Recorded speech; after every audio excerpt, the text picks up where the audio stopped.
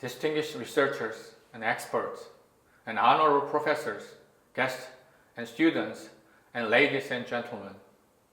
Good afternoon, and a warm welcome on behalf of Chung-Ang University. I am Sang-Gue, the president of Chung-Ang University, and it's a great pleasure for me to join you today to deliver my welcoming remarks for 2022 Global Human Engagement Conference, hosted by the BK21 FOUR team in the Department of Education at Chung-Ang University. Founded in 1916, Chung-Ang University is now on its way to becoming a top global research university in the Republic of Korea. We aim to transform the university into an internationally recognized world-class research university. We are promoting international academic exchange and intellectual collaboration more actively. The agenda of the conference is engagement for future, AI and beyond. Artificial intelligence technology that has heralded fourth industrial revolution is rapidly changing the world. And the pace of change in education method using AI technology is also accelerating. In these circumstances, discussion to find the answer to how an inclusive education system should be built for everyone's education and learning, and how the content or method of education to nurture talents who will lead the future society should be changed are becoming more and more important. Today, our expectations and hopes on AI technology go beyond embracing the diversity of education and lie on nurturing talents who will lead the future of society through engaging education that consider the situation, characteristics, and learning level of each learner. This conference will be a place to explore the educational potential of digital technology to promote engagement in schools and industries with world-renowned scholars and global leaders focusing on issues related to artificial intelligence and engagement. I hope all the presenters and attendees will sit down together to gather valuable wisdom on the future direction that education and industries should take in the age of artificial intelligence. Once again, I offer my warmest welcome to everyone and extend my best wishes for a successful and fruitful conference. Thank you. Thank you, moderator. Thanks the organizer of Kyung University. Dear distinguished participants of the International Conference on Engagement for Future, AI and Beyond. It's my honor to make a presentation on AI and education. So I would like to focus on how we can ensure AI is a common good for education and for humanity. I will focus on two perspectives. The first one, I will have give you a very quick introduction about UNESCO's work on AI and education.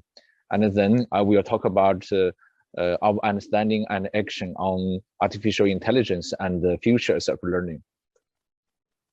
From UNESCO, we have been supporting our member states in the development and implementation of national ICT education policies and programs. We are focusing on sector-wide ICT education policy and master plan, but at the same time, we are also going deeper to some specific areas, including the use of artificial intelligence in education. But at the same time, UNESCO has been promoting open educational resources for almost 20 years. And we also review the implications of emerging technology for education and for teaching. For this purpose, as an international organization and a standard setting organization in the field of education, UNESCO has been developing international standard setting instruments to be adopted by member states to guide the action in this field. And based on the standard instruments, we're also producing intellectual guidance and guidelines for the member states, for institutions to implement the instruments. And to facilitate policy dialogues and knowledge sharing, we are organizing international conference. For example, from the unit I'm leading, we are organizing the Mobile Learning Week for 9 years, from 2011 to 2022 last year. Now we are rebranding Mobile Learning Week, and hopefully we will organize Mobile Learning Week in the new brand next year, 2022. At the same time, we are also provide capacity development activity to countries, mostly to developing country, in supporting them on the development of a national ICT education policy and master plan. We have supported more than 60 countries. And to do this, we are publishing intellectual guidance. For example, 2 years ago, we published the guidelines on the development of OER policies. And this year in April, we published AI and education guidance for policymakers. Currently, we are publishing guidelines for ICT education policies and master plan. And this will be published by end of this year. To help the countries in developing their national ICT education policies and beyond the policy, also including the national ICT education master plan, we develop ICT education policy in Turkey.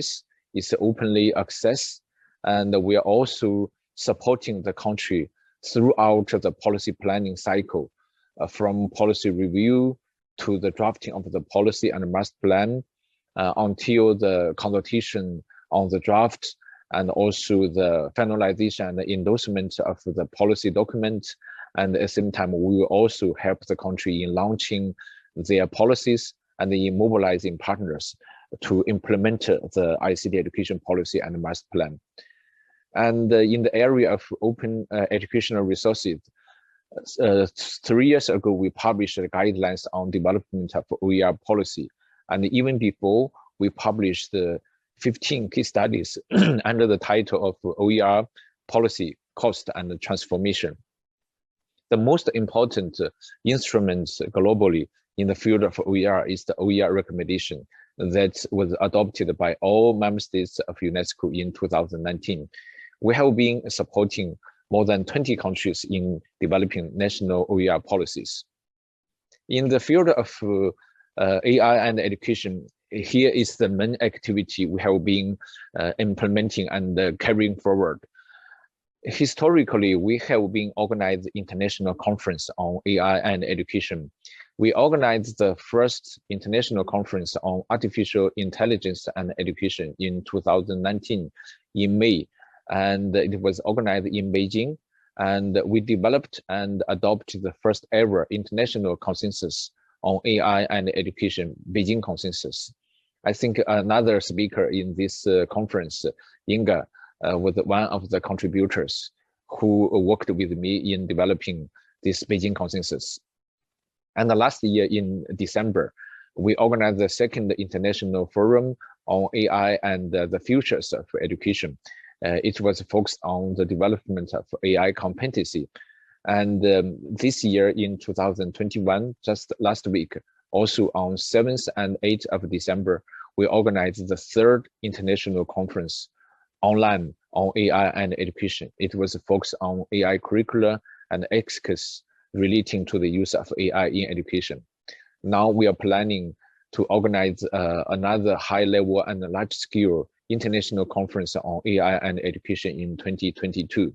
So that's the historical roadmap we are carrying forward in terms of facilitating policy dialogues and knowledge sharing globally. And in terms of the focus areas, first of all, we would like to foster AI-ready policymakers. And for this purpose, we developed and adopted the Beijing Consensus, and we published the guidance for policymakers on AI and education in April 2021. And moving forward, we will organize national workshops and seminars on AI and the education policy, and to develop the competency of policymakers in planning the strategies on the use of AI in their country in the education area. And around 3 months ago, we launched a new project we call AI and the Futures of Learning. This project will cover 3 areas, and we are aiming to produce 3 products. The first one is about the ethics on the use of AI in education. In November this year, UNESCO adopted the recommendation on ethics of AI by all the member states during the general conference. But it's a very general recommendation on AIs across AI ethics across all the sectors. We would like to focus on the ethical principles on the use of AI in education. And for this, we will conduct a survey and organize expert meeting to develop guidance on ethical principles on AI in education specifically. At the same time, under the project of AI and the futures of learning, we also would like to focus on the AI competency development, especially for the K-12 school students. We would like to define what we mean by AI competencies, and we have finished a mapping of AI curriculum for school education. And the aim of this project is to develop a guiding framework on AI competencies and also on the curriculum development for school education. Under the project, another strand of work is to formulate a report on the AI and the future of the learning. We would like to explore and what sort of AI will become available and what sort of AI will enable what sort of futures for learning. So we are also conducting surveys and organizing expert meetings, and we will produce a report on AI-enabled futures of learning. Now we are planning to launch a new program on open algorithm and open AI tools as a public good in education to facilitate the development of AI in least developed countries. As we said, we are producing intellectual products in the field of AI and education as well. Especially in April of 2001, we published AI and education guidance for policymakers. Actually, we have made this publication available in 6 UN language, with very strong support from the National Commission of the Republic of Korea for UNESCO, and with the direct support from Korean National Open University and CARIS. And these two institutes translate this publication into Korea. It's available in the website of the National Commissions of the Republic of Korea for UNESCO. You can download the publication in Korean language. At the same time, we are working with the local partners in different language of the world in translating the books into the UN language, and we have made them available in 5 UN language, and the translation into Russian is underway. Next year, we will work with these partners in launching this publication locally, and we'll also work with these partners to organize workshops for different language-speaking countries for their policymakers, and to help them, to support them in developing national AI and education policies.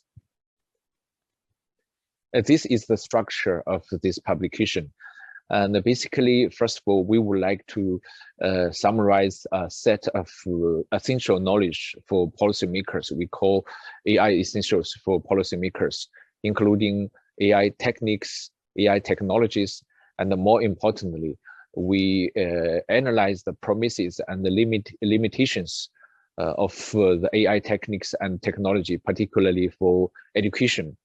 And then we shared our observation about the key areas and emerging practice about the use of AI in the provision of education, in education management, and also the emerging practice about how to using AI to support teaching and to empower teachers, and how to use AI in supporting student learning, and also how education system are supporting the development of AI competency. And so we want to reflect the interaction between AI and education. It's not only the use of AI in education, but in return, the education system can also help human to prepare for the AI era. And also in this publication, we also talk about the key challenges different countries are facing when they are leveraging AI to achieve SDG for Education 2030, including the ethics issues and also the digital and AI divide, and also the issues of equity and gender equality when they are using AI in the education field. And more importantly, we point out the important issue of the human agency when we are using AI in education, and when we are talking about the AI and human collaboration, which means when we are using AI, we should never aim to use AI to replace human. We should always put the design and the deployment and the use of AI under the service of the human, under the service of the human capacity development. We need to highlight the importance of human agency when we talk about human-machine collaboration. And this publication, we reviewed the existing policies on AI and education, and also put forth a set of policy recommendation. And within the book, we try to adopt digital human to integrate the humanistic approach and the instrumental rationality, which means we should focus on the humanistic approach, but at the same time, we should not forget that AI is a tool. It has its instrumental value. So, but we cannot only highlight the instrumental rationality, like some organizations of a developed economy are highlighting. For example, OECD is very much highlighting the values of the education, the values of the human skills, and rather than the humanistic, we would like to mix the two approaches in the publication. And then we put forth 4 key policy questions, including how to ensure ethical and equitable use of AI in education, and how AI can be used to deliver unfulfilled promises, and how can AI enable the learning, the futures of learning, and the digital humanism we want. And we also would like the policymakers to consider what are the AI literacies, AI skills that are needed for human AI collaboration. And based on this, we believe that all the countries need to consider a comprehensive AI and education policy structure. At least that should cover these 4 areas. The overall goals, development goals of the AI and education policy should be moving towards digital humanism. And all the government, first of all, need to consider how to develop a regulatory framework and policies to govern and also regulate the use of AI in education. It should be a very important top-down regulatory framework. At the same time, the foundation and the basis of promoting the use of AI in education is the AI competency. It's the cornerstone for the promotion, for the use of AI in education. And for this purpose, all the countries need to develop strategies and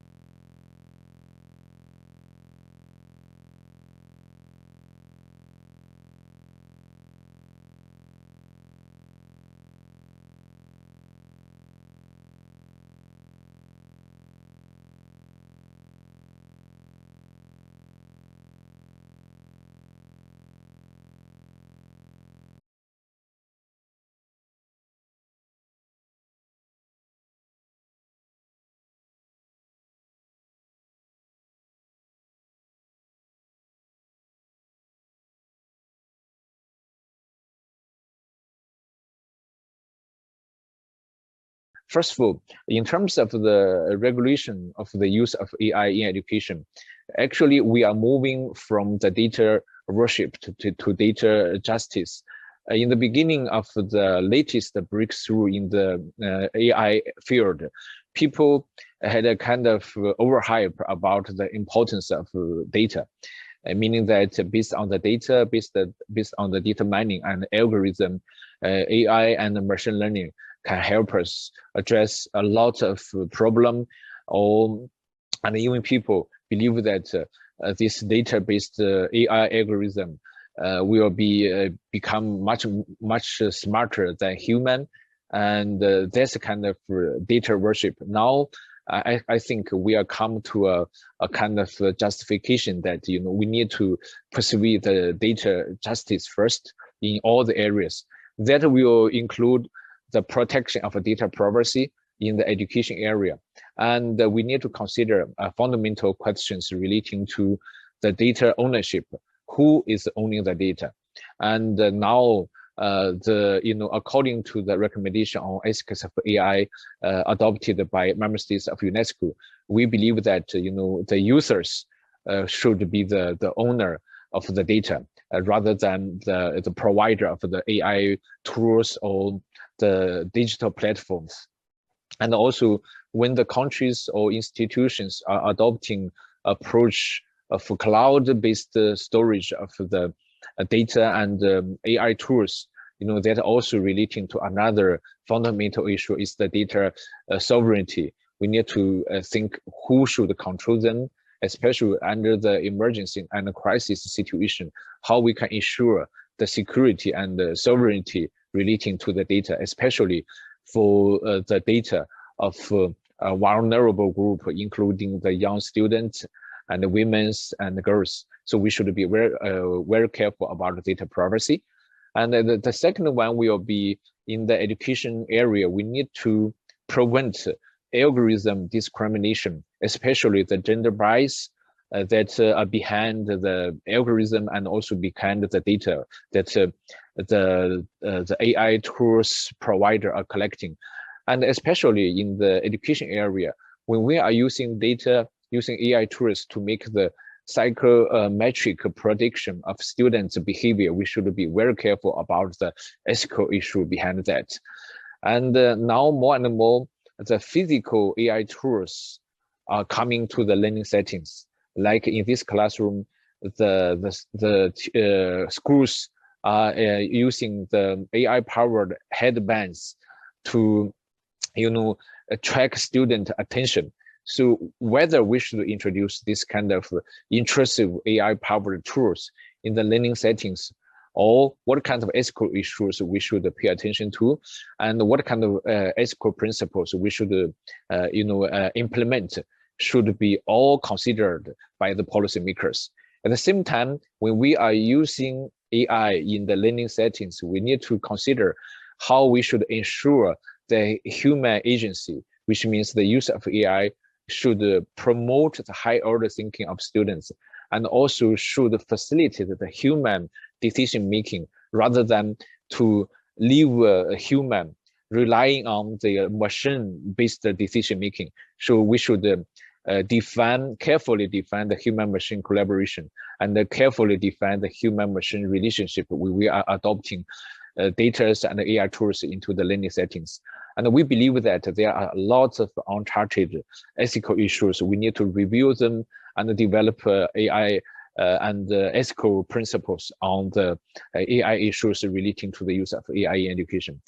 For the second one, AI as a common good to deliver unfulfilled promise, we need to consider how we can use AI to address the language barriers to the access to learning material, especially for those students who are not speaking the mainstreaming language in the country, and how we can use AI to enable learners with a disability, including a visual disability and hearing disability, how we can use AI to diagnose learning disability, including dyslexia and other reading difficulties, and how we can use AI to diagnose and treat autism spectrum and the other difficult disability. And more generally, we need to think how we can use AI to monitor learning problems and the learning failures of large scale of students. And we may also need to discover more fundamental challenges we are facing, and then we explore the potentials of AI. We collect a lot of examples and initiatives about how we can use AI as a common good to deliver the unfulfilled promise. For example, for the inclusive access, we find that we have the story Sang, which means to use AI to convert the learning content into sign language to help the student with hearing disability And we also find some examples about how to use AI to diagnose and treat autism. And we share this example during the International Forum on AI and Education last week, and how to use AI to support a learner with dyslexia. And this application is the prize winner of UNESCO's 2019 edition of UNESCO Prize for ICT Education. And for this prize, actually, another speaker, Inge, is one of the jury members. And we also have found another examples about how to use AI to treat writing difficulties. And then largely currently students and teachers are using AI to make a digital profiling of content, and we call it to personalize the learning. I will comment later. And at the same time, we found that also in the developing world, in the developing country, we have some tools that are being developed by the least developed countries and put under the service for the least developed countries. We discovered this platform called M-Schule. It's a mobile, M means mobile. Schule is the local tribes in Kenya, and it's developed by an organization based in Kenya. And at the same time, AI had been used to facilitate the low-skill education management. For example, the one of the laureates of UNESCO's prize in 2020 is from Open University of China. They use AI to facilitate their program called One College Student per Village. And they use quite similar AI tools and technology to support the villager to have psychometric learning. And a more sophisticated, AI had been used to inform the psychometric profiling, which means to make the prediction of the learning behaviors in adaptive learning platforms. And at the same time, another laureate of UNESCO Prize for ICT Education in 2022 is Villa. It's learning management tools developed by University of Turku of Finland. It's already reached a stage that they can predict the course grade and also monitor the learning failures and the learning problems. And also they could possibly predict the education dropout. And with this, we need to think how AI can enable the futures for learning. In general, I believe that the use of AI in education is facing a bottleneck, and meaning that most of the algorithm are trying to replace the low-skill tasks in the education sectors, and we need to think how to use AI to promote the high-order thinking, and probably there's a turning point that AI will become more kind of disruptive tools to transform the pedagogy. And we also need to pay attention to the development trends of the digital humanism.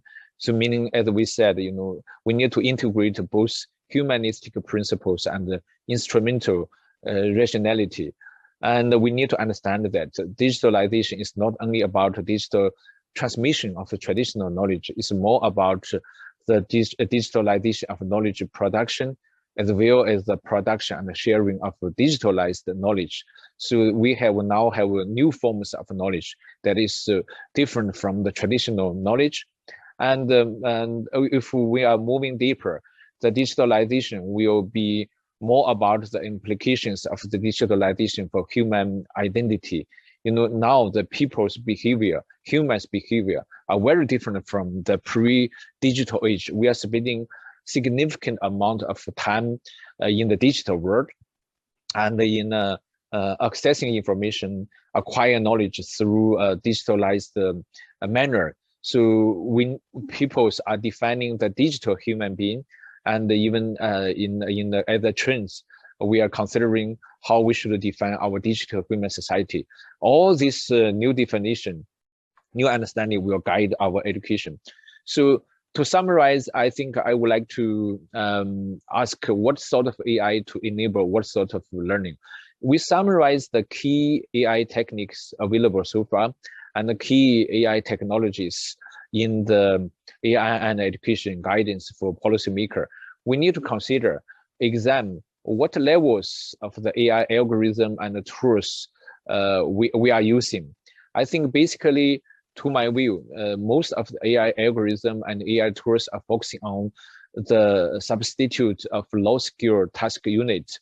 And we need to consider what are the high-order task units the AI algorithm should target.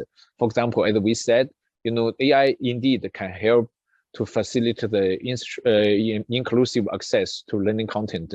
Maybe moving forward, we need to consider how AI could help us to achieve the personalized learning outcome. And for the teaching, is the same, because now we are also using AI to facilitate basically the memorization of factual knowledge. And we need to consider how AI can help us to enable the innovative pedagogies. And even the pedagogies, maybe we have not known yet. So for example, basically how AI can help students to develop the problem solving skills. And we are talking about the development of the creativity, how AI can be used to facilitate the creativity. We know that in the machine learning, sometimes the machine can develop new methodologies. Can this kind of high order thinking that are generated by the machine algorithm, in return to inspire the creativity of students and to help us to develop the creativity? I think it should be the next generation of the AI algorithm. They should focus on this kind of topic. At the same time, when we are talking about the use of AI to enable personalized learning, so far, the personalized learning enabled by the AI is only the personalized content pushing. It's not really the personalized learning methodologies. So we need to consider what really we mean by the personalized learning. Personalized learning is not that we push student to a chance, to a box of content that we believe are more suitable to them. It's more become we should consider what are the personalized learning methodologies and what are their personality and their personal advantage, and then we use AI to help them to develop their personal freedom and personal personality, and also their personal learning route with and even personal learning methodologies. At the same time, when we talk about the use of AI in teaching, there's very seldom AI tools that are really designed to empower teachers, to support teachers.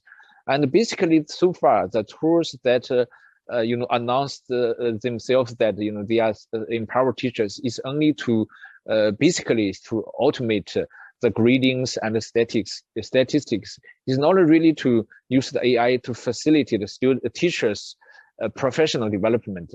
We need to develop more AI tools to support teachers and also to help us to monitor the learning outcomes and to monitor the education dropout, and also to provide recommendation to teachers for teachers to make a human decision on the teaching strategy.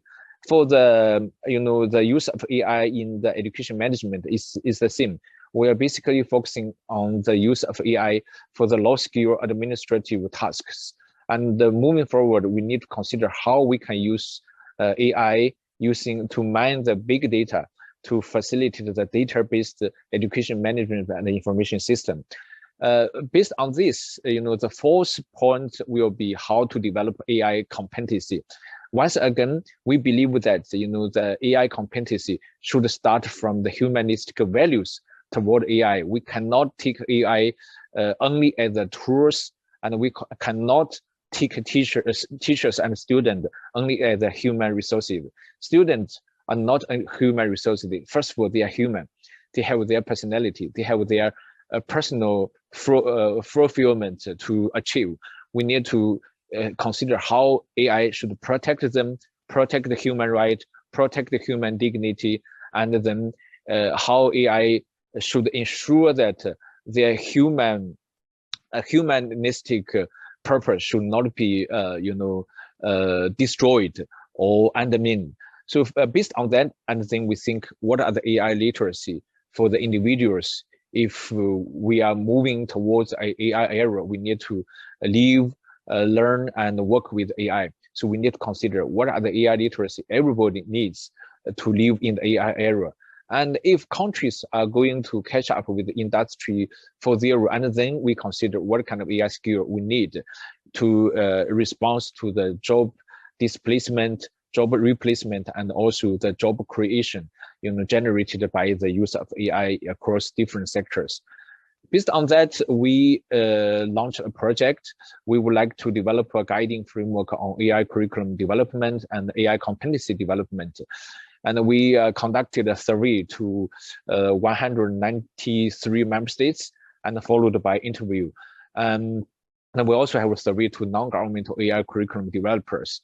And based on that, we are publishing a report on K-12 AI curricula.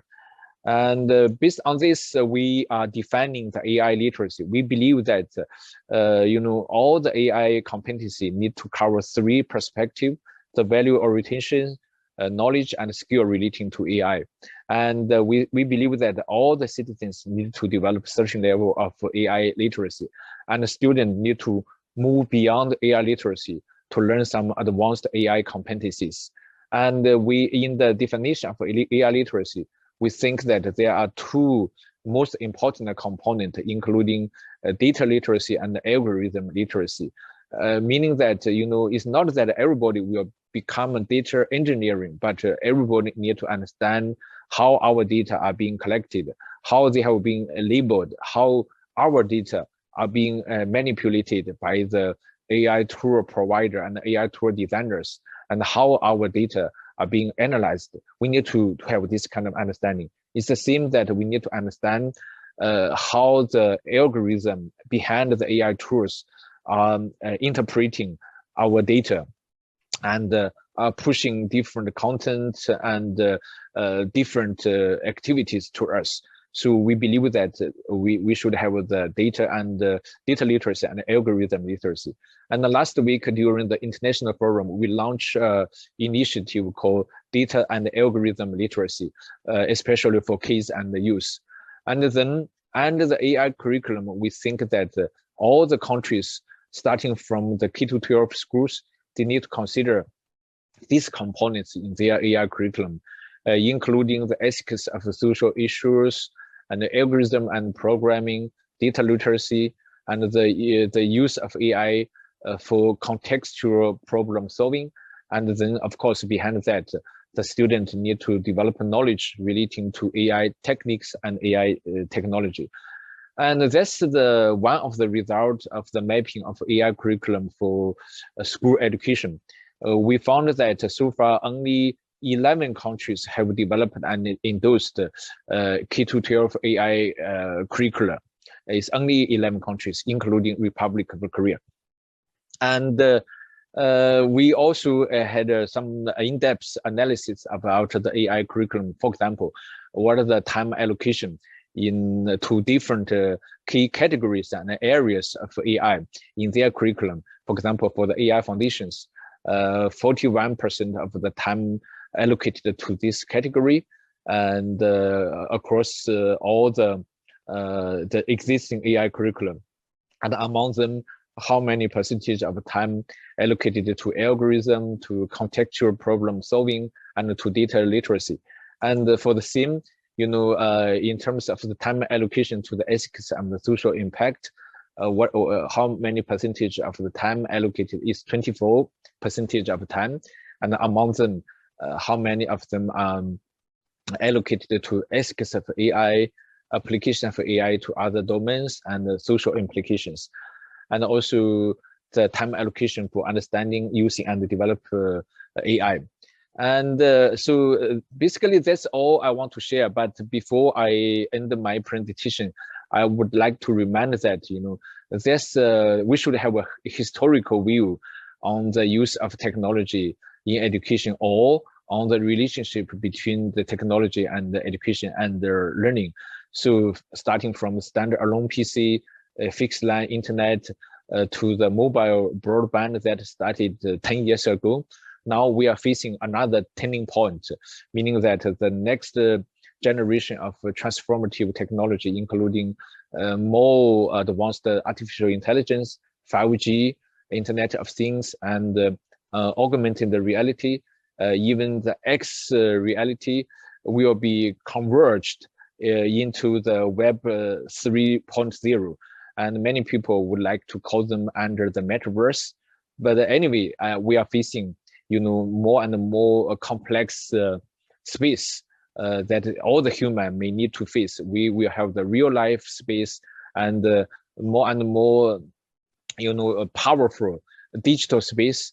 And of course, we have our learning space. There might be some unknown forms of learning. I hope that this international conference organized by the Kyung University will reveal some of the unknown form of learning in the future. We'll also set aside on the future of learning that could possibly enabled by the futures of learning. As I said, we have launched the project on AI and the futures for learning. So we would like to work with your university, with other experts and speakers of this conference to review the scenarios of futures of AI-enabled futures of learning. Thank you very much for your attention. Thanks again for the invitation of the organizer. Thank you.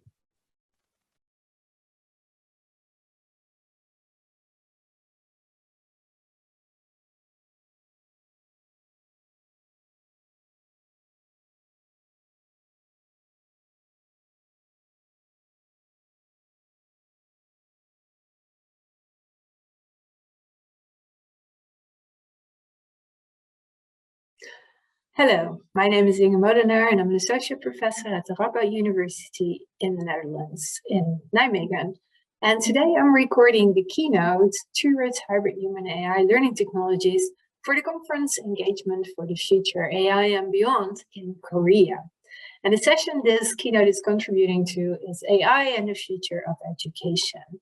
And first of all, I want to thank the organizers of the conference for the honor to speak to you today, and I'm looking forward to receiving your questions after this talk. Now, I'll be talking about the future of AI in education, and the outline of the talk is here.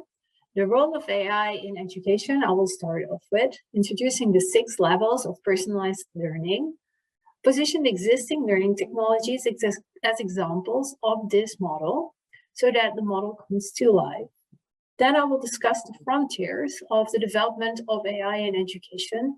What can we do today and what will we be able to do tomorrow? And finally, I will talk a little bit more about the concept of hybrid human AI regulation, which is one of the developments that we're working on in my lab. But first of all, I'd like to start with AI in education. Important drivers for artificial intelligence in education to develop is the one that increasingly there's one device per student available within classrooms. And this allows for continuous use of artificial intelligence and technology in classrooms. Also, increasingly, we start to understand the power of data to explain learning. And the field of learning analytics and artificial intelligence in education have made great progress in these domains. And finally, we see an availability of learning technologies using these AI and learning analytics techniques at scale become available in schools and in educational institutions. And this allows for an interactive progress between technology development and educational didactical innovation.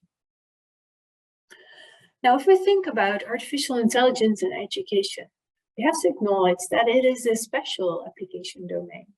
It is an application domain quite different from many other application domains. If we think about the hallmark of artificial intelligence, the self-driving car, it is crystal clear that the self-driving car will offload driving from human drivers and then free up lots of time and space for humans to engage in those activities that they find profoundly important. Yet if we think about education, it is very clear that human learners will continue to learn, and that at best, artificial intelligence will optimize and increase our learning efficiency. And at a similar time, we view teaching as a profoundly social activity in interaction between learners and the teacher. And also there, the role of artificial intelligence is to optimize and to support teachers in their challenging role, but not to replace human teachers. So I plead for a very careful consideration of which activities we allow artificial intelligence to take over with respect to human learning, and really use psychological insights of the psychology of learning and educational didactics to understand what the consequences are of the activities that we engage or transfer to artificial intelligence. And at a similar time, I urge us to think carefully about the role of the teacher and the role of artificial support in the professional support of teachers. And the paradigm that fits really well within the type of thinking that I'm encouraging is the hybrid intelligence paradigm. This paradigm is used in the artificial intelligence research to emphasize that there are specific tasks that humans are good at and very specific tasks that artificial intelligence do really well. And in order to optimize total functioning, it would be useful to think about which task the AI is executing and which task the human learner is executing, and combine them in such a way that they start to reinforce or also augment each other. So this augmentation perspective on the role of artificial intelligence is profoundly different from the replacement perspective. And if we start thinking about education in which we are working in hybrid situations with learners, teachers, and artificial intelligence, this hybrid intelligence paradigm that optimizes the power of AI, fast data collection, diagnosis of data, and interpretation of the data with human strengths in social interaction, understanding learning processes and interaction between humans, that can really optimize education at large. Now, if we think a little bit more about the steps that we can take towards more advanced artificial intelligence in education, we can visit the mobile car industry again and see that they have a very useful model in which they describe the transition from non-supported driving to fully automated driving, and describe the transfer of monitoring and control towards the artificial intelligence in different stages with different consequences and roles for the driver and the artificial intelligence. And in a similar line, we can think about the role of artificial intelligence in education. And that's exactly what I did in the OECD Education Outlook, where I translated this model to an educational model. Now, allow me to take you to the model and give you some examples of how we can use this. In this particular space, there's a teacher only, and at the other end of the model, there is full automation with artificial intelligence only. And in between that, there are a number of transitional stages.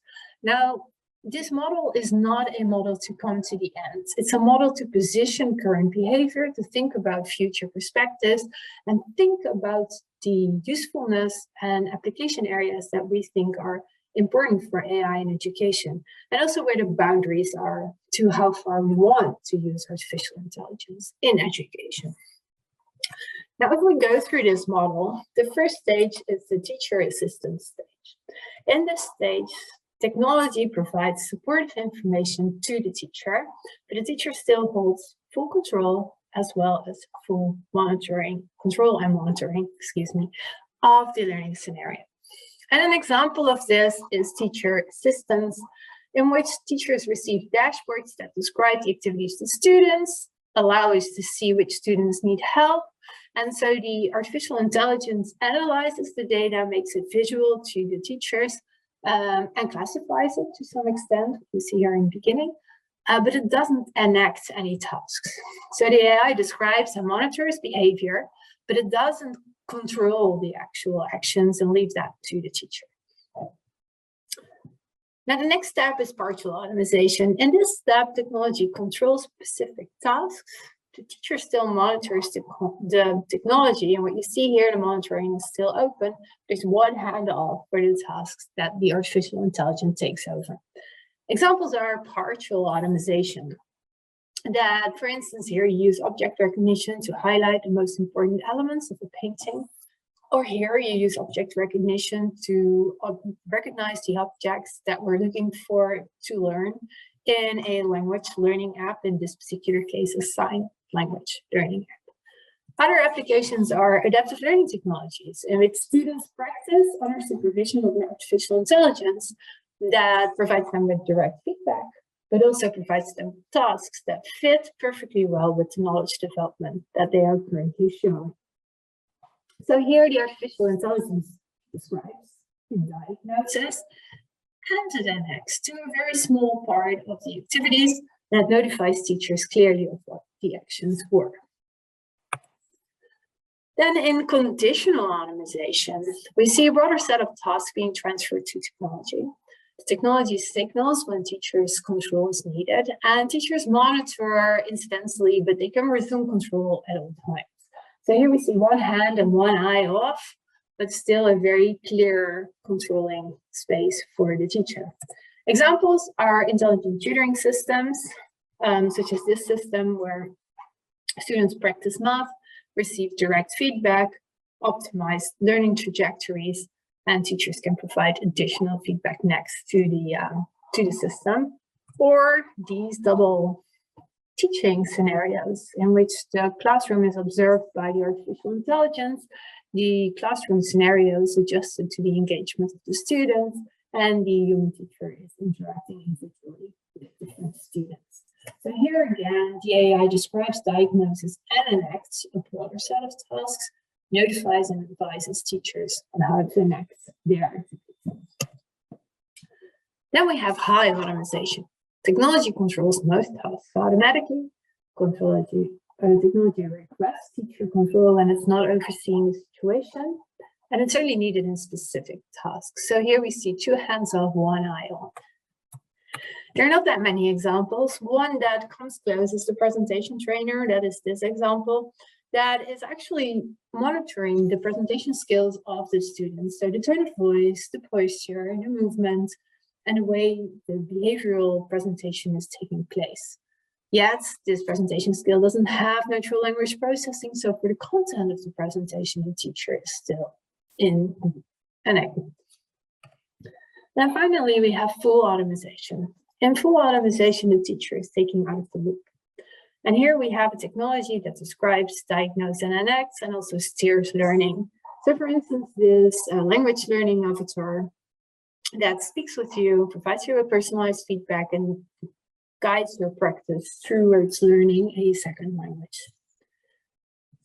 So this model allows us to define different scenarios in which artificial intelligence in education is used, and what that means for the role of the teacher, the learner, and the artificial intelligence. It helps us understand where we are today and what we can do tomorrow, but it also allows us to discuss about different scenarios and the likelihood or ethical perspective from these different scenarios. Now let me take you to the ultimate role of artificial intelligence in education. So we can speculate where we're going to take AI in education. And advancements in artificial intelligence, and particularly personalization of learning, depend on mainly three characteristics. One is our ability to follow learners and track their environment. Second, our ability to diagnose learners' current state in an effective way, and also anticipate on their future development. And our ability to constantly determine the most appropriate action to optimize learning. These three critical elements translate into detect, depending on the number of data streams that we're enacting, diagnose, and act. Now, if we look at detect, there are a number of different data streams that we can use. Logs and keyboard and mouse movement are traditionally used in many situations and applications today. Physiological data and eye tracking data, on the contrary, are not often used in programs used at scale. And there are ethical questions as to how much of this information we in fact want to learn and use within artificial intelligence systems. And then, of course, video and voice data are increasingly being used by AIs because we can use natural language processing and video processing in an effective way. And the question is, do we want to use this in our educational scenarios as well? Then if we think about diagnosing, there are a number of different generic algorithms that are particularly good at diagnosing students' current state of knowledge or current abilities or skills. And the ELO algorithm, the Bayesian knowledge tracing, and knowledge graph algorithms are used in different applications across the globe. What we also see much more of recently is context-specific algorithms, and those are developed with features from different data streams and for a very specific task. For instance, this Explorer algorithm is detecting technical reading abilities of students using eye tracking information. And these type of context-specific algorithms are particularly interesting for very specific application areas because they're very powerful at doing one particular task. And there are a number of other ones here that are under development right now. And then if we think about connecting, this is probably the most difficult task. What is the best action that you can engage in based on the detection and the diagnosis of the learning scenario that you just did? Now we can then act step adaptivity, providing students with feedback within a particular problem that they are working on, such as the ones that we've seen in intelligent tutoring systems. What we also see is a lot of task adaptivity. That is what adaptive learning technologies do when they select the next best task for a learner to work on. And finally, there is a lot of curriculum adaptivity. And that thinks about what is the next best learning objective for a particular student to learn, to work on based on the skills and knowledge that they have developed over time. Now, what we typically see today at scale is that learning technologies are good at doing one of these different adaptivity levels. So either good at step, task, or curriculum adaptivity. So a large challenge for us is to figure out how to combine these different levels of adaptivity in one learning technology and push forward the abilities of these technologies. Now, if we look at usage at scale, we see a lot of adaptive learning technologies being used in which there is a hybrid situation between the teacher and the technology, with the teacher doing the instructions and then the technology supporting students' individualized practice throughout learning classes and providing teachers with additional information about practice activities of the students. Now, in the Netherlands, about 60 to 70% of our students work with these adaptive learning technologies on a daily basis in primary education. What we also see at scale, mostly in the United States, are intelligent tutoring systems. These systems are more individualized learning systems, supporting students in their individual learning trajectory with step, feedback, and a trajectory that fits within the scope and abilities of a particular learner. And also here you see dashboards towards teachers' development. Now, if we think about developmental horizons, we're pretty good at developing or understanding students' knowledge and skills at a particular stage. We're much less good at detecting how students regulate their learning and how well they control and monitoring their own learning activities. And also the motivation and emotional aspects of learning are important, but algorithms are not so good yet at detecting these different elements. So those are developmental horizons for artificial intelligence in education.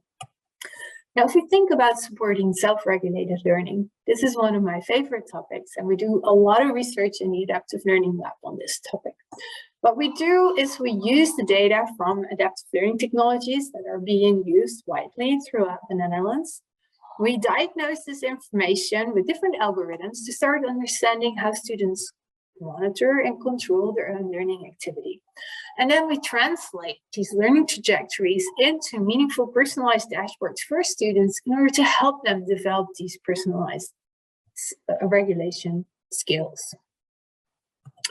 And that is the concept of hybrid human AI regulation, where we do a transfer of control between the artificial intelligence taking control over the monitoring and controlling of the learning activity, and gradually transfer that back to the student, depending on the self-regulated learning skills of the students, using dashboards as an interface between the AI and the students in order to optimize this learning situation.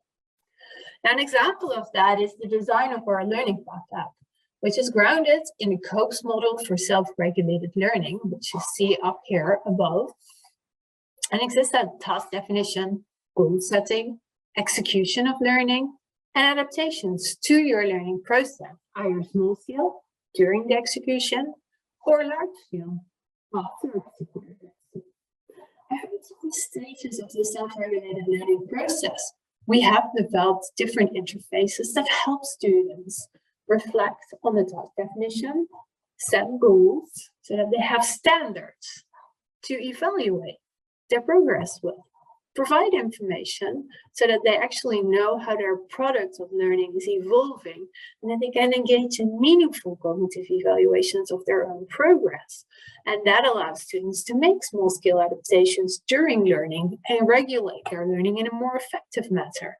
And then at the end of the lesson, provide them with an overview of how their learning path evolved over time, so that they can draw conclusions from the effectiveness of the monitoring and control their learning more effectively in the next lesson, make large-scale adaptations. Now we know that this Learning Path app helps students to become more effective in regulating their practice behavior, and it helps them to acquire better monitoring skills. They become more precise in predicting how well they know a particular topic.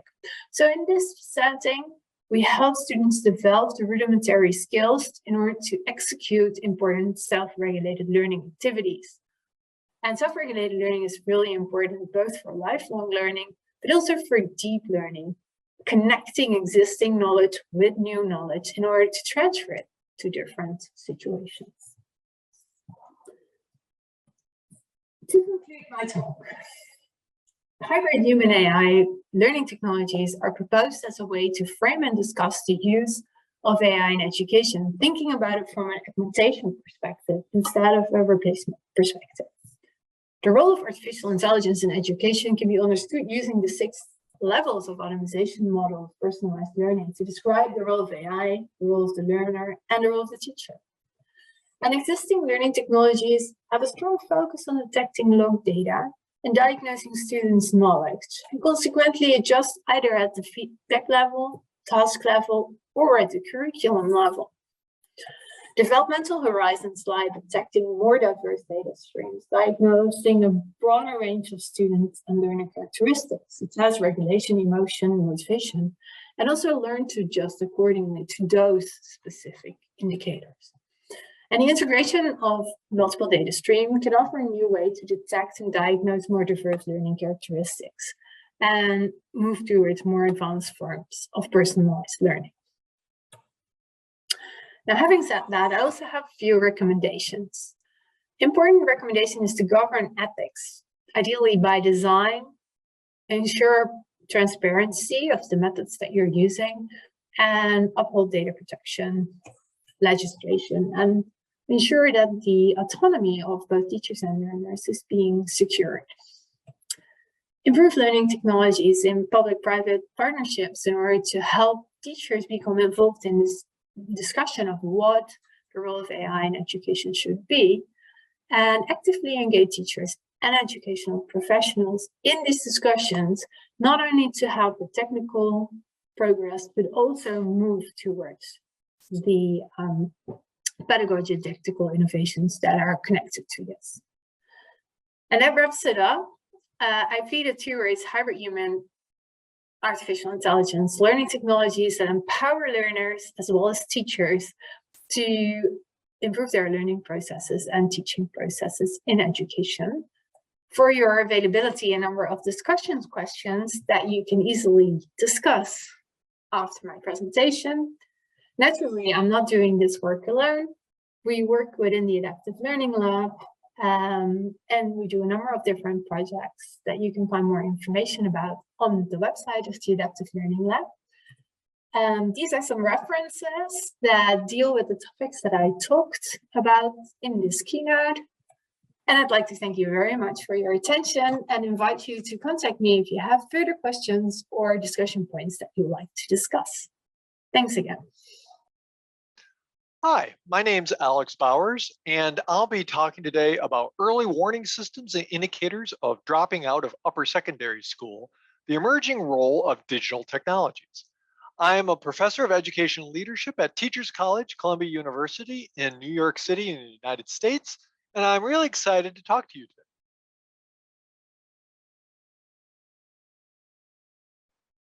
So, recently, across the literature and education research, as well as in the media globally, there's been a growing interest in artificial intelligence, machine learning, and predictive early warning systems in education. Here are just a few of the recent 2021 articles from the United States talking about artificial intelligence and how it's changing the workforce in education, how researchers say artificial intelligence will greatly impact the future of education, and 7 benefits of artificial intelligence in education, just as examples. And in 2020, we had record yearly United States venture capital investment in educational technology companies. So 2020 was the highest on record with 2.2 billion in US dollars. This investment is up over 400% over a decade. And we'll see what it is at the conclusion of with the recent conclusion of 2021 to see if it's gone up even more. I'm sure it will.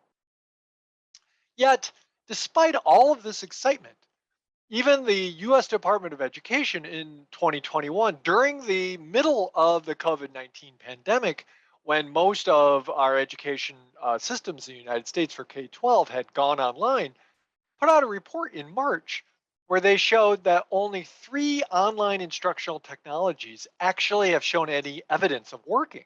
And each of those 3 shown in the United States have been free or minimal cost, including the assessment system, intelligent tutoring for the structure strategy, and online algebra 1. And throughout the United States and globally across many countries, early warning prediction and dashboard systems are being used throughout these systems in K-12 education. Here are just 3 examples of dashboard systems used here in the United States: Panorama, Infinite Campus, and Illuminate, just for example, but there's many more. But it's been shown that educators rarely use these dashboards.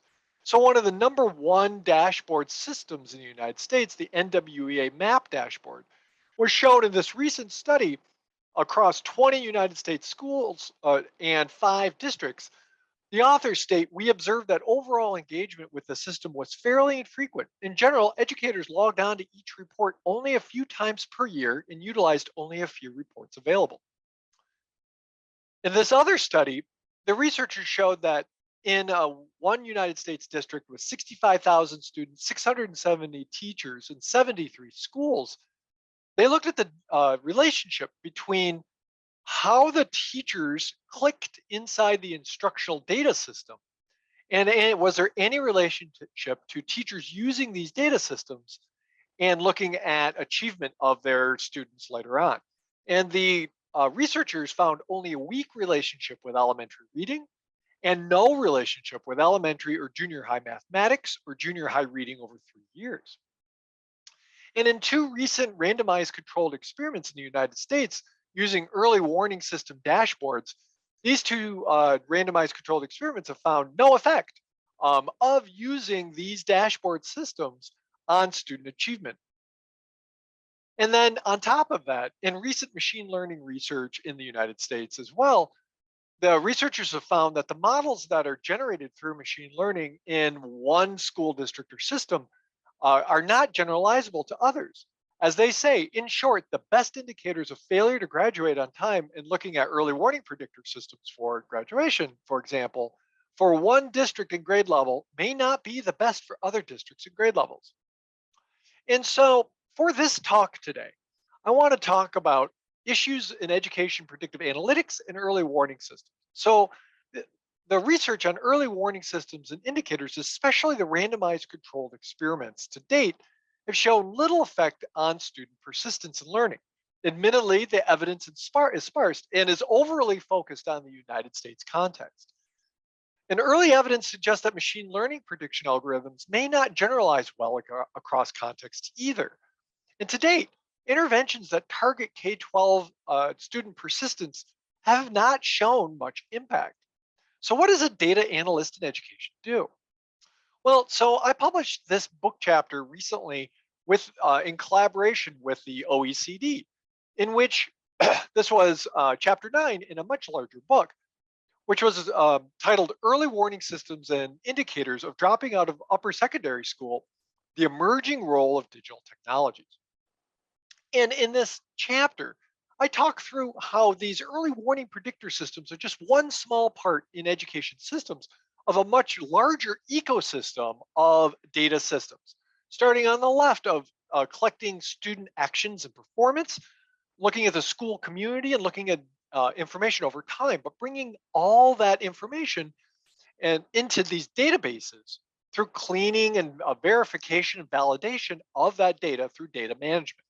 Then we bring student and family and teacher feedback together with predictor identification systems for early warning indicators and early warning systems. This creates inferences about students' challenges and successes with school that we can then feed into a data dashboard, so that our systems can tailor interventions and offer supports through resources and then eventually monitor and assess feedback.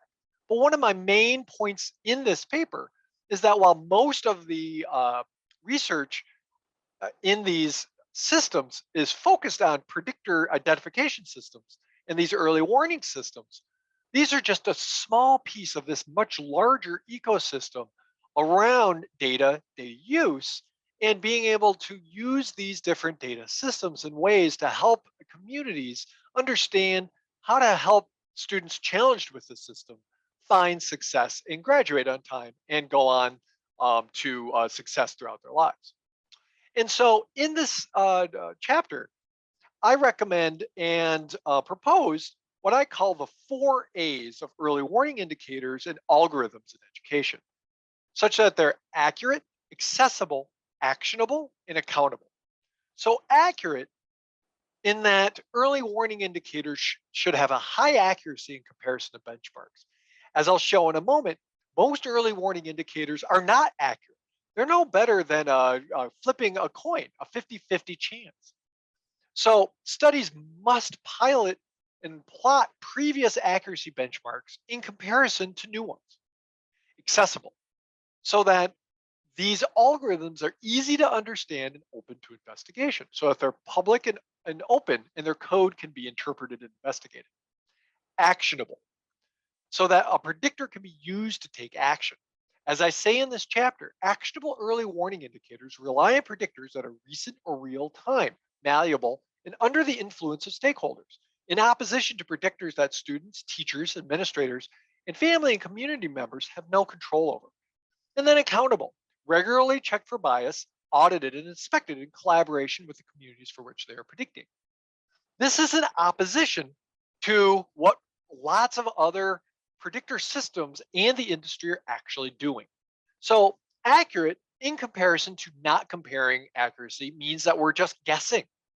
Accessible means that these algorithms are closed and proprietary. And I claim in my research that when the taxpayer pays for these algorithms and they make a prediction or a recommendation on any student, that those algorithms must be open and auditable. We must be able to see the code or it's unethical. And if we can't see the code, then these algorithms will be making the same mistakes that we've seen across many other industries of machine learning. Actionable means that these indicators must be under the control of the students, teachers, and parents. This is a comparison to predictors that are not within control of the students, such as how rich or poor their family is or where they live. And then accountable, so that these algorithms are regularly checked for bias and audited, rather than machine learning algorithms that are trained on our past data, which we may know is highly problematic. In the United States, we have a system that is very different for very different communities, and it's very segregated, and we have many disproportionalities across our system, such that some students struggle in their communities due to the systemic biases in the system. And so if we train machine learning algorithms on that data, they will simply give us back that same problematic data. And so these algorithms must be accountable to the communities for which they serve. So those communities must be at the table. And so I have a recent book published at the end of 2021 in engaging data users with data science. So the book is free and online. It's an ebook where to talk about this ecosystem of data and data dashboards, we brought together multiple types of data users, be they teachers and administrators, but also the data analysts and the data scientists who work in schools, school districts, and school systems with data dashboard and data warehouse vendors, such as IBM. And these stakeholders all wrote chapters for this free ebook in which they talk through the issues with data use and data dashboards and prediction systems from their experiences, not only in their schools and their systems, but in talking to each other and attempting to work to collaborate and bring these different systems together under the 4 A's. And so returning to the 4 A's, I want to focus for the rest of my time on this first one about accuracy, looking at high accuracy measured through what's called a receiver operating characteristic, a ROC AUC. So in looking at the accuracy of dropout predictors, so looking to see if we can predict how students will persist or not persist in upper secondary school, traditionally dropping out of high school has been associated with a multitude of negative outcomes. However, other than a select number of demographic and background variables that students don't have control over, before the kinds of studies that I'll talk about next, we knew little about the accuracy of current dropout predictors, with many of the predictors, as I said earlier, being no better than a 50-50 coin flip, only accurately predicting 50 to 60% of the students who actually drop out. And this is a resource issue, as well as an equity and inclusion issue, because when a large percentage of students are misidentified as being at risk, then they're categorized as being at risk of failing school when they never would have failed in the first place. But then we miss a large percentage of students who were never identified as being at risk. And so they were never provided resources to help them persist through school. Historically, reporting of dropout flags across the literature is haphazard. Few report accuracy, and many report sensitivity or specificity, but rarely both. And the point is, a dropout flag may be highly precise in that almost all the students with the flag drop out, but may not be accurate since the flag may identify only a small proportion of the dropouts. And so first, I want to show a study in which we reanalyzed the research literature over many, many years, looking at the research literature between 1979 and 2011, right before the time when I published this study, where we reanalyzed all the dropout indicators and flags that we could find. We looked at over 6,000 studies, or 6,000, we found 6,000 studies, and we read 301 of those in full, given the abstracts. But only 36 of the articles actually provided enough data for this accuracy analysis that I'm about to talk about. But it yielded 110 separate dropout flags. So we analyzed this data using what's called the relative operating characteristic, or it's called the ROC. And what it looks at is hits versus false alarms. So if we think of the classic contingency table from statistics, you can have an event at the top, which is the columns. Here, a student will drop out or graduate. That's what happens. But then we have predictors, and those predictors will predict whether or not a student will drop out or graduate. And if the predictor predicts that a student drops out and they do, that's correct. It's a true positive. The same with predicting that they'll graduate. This is a true negative, and that's also correct. But if the predictor predicts a student will drop out, but they actually graduate, that's a false positive. And just like a type 1 error in classic statistics. And then if the predictor predicts that the student will graduate, but yet they dropped out, that's a false negative. And it's very similar to a type 2 error. And as you can see at the bottom, with just a little bit of math, we can get to what's called sensitivity, which I would call the hits, versus 1 minus specificity, which is the false alarms. And what's very powerful about this work is that you can then graph all of the predictors in these 2 dimensions, which When you get close, so if you put the hits on the y-axis and the false alarms on the x-axis, then a random guess is the 45-degree line. So as you get closer to 0, 1 in the upper left with predictors, then it becomes a perfect prediction if it's 0, 1, which means that 0% of your students were misclassified, 100% were accurately classified, which never happens with a predictor. And here I just show what it looks like with, at the time, one of the top papers in the United States that used the ABCs of attendance, behavior, and course performance.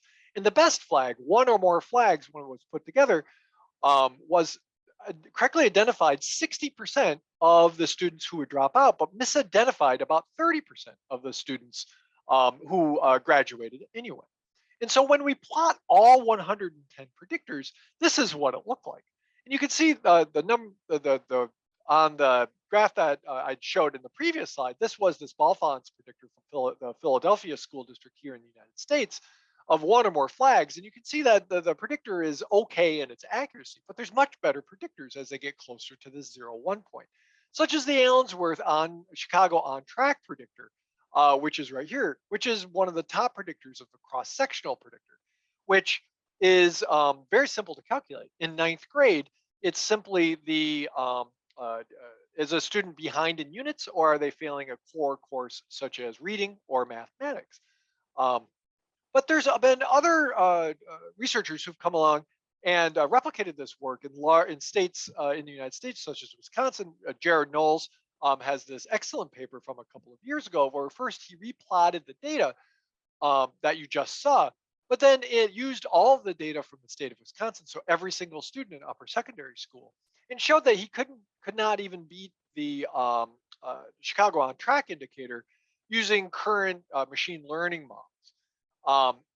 And in looking at recent research just in the last few years, many of these algorithms and papers that have been shown using very large sets of data have shown accuracy that's pretty much similar to the Chicago on track indicator. But yet, when we look at this plot, there's a few indicators that have very high accuracy.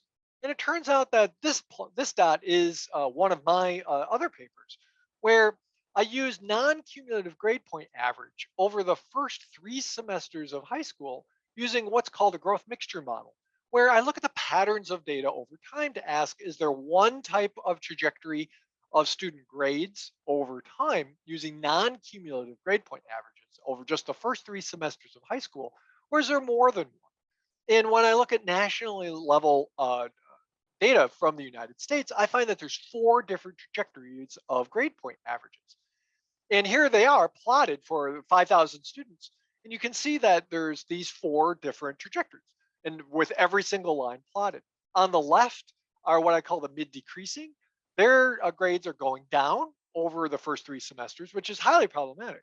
Then the low increasing, their grades are going up, but not very fast. The mid-achieving have fairly high grades, and then the high achieving are the high achieving students throughout.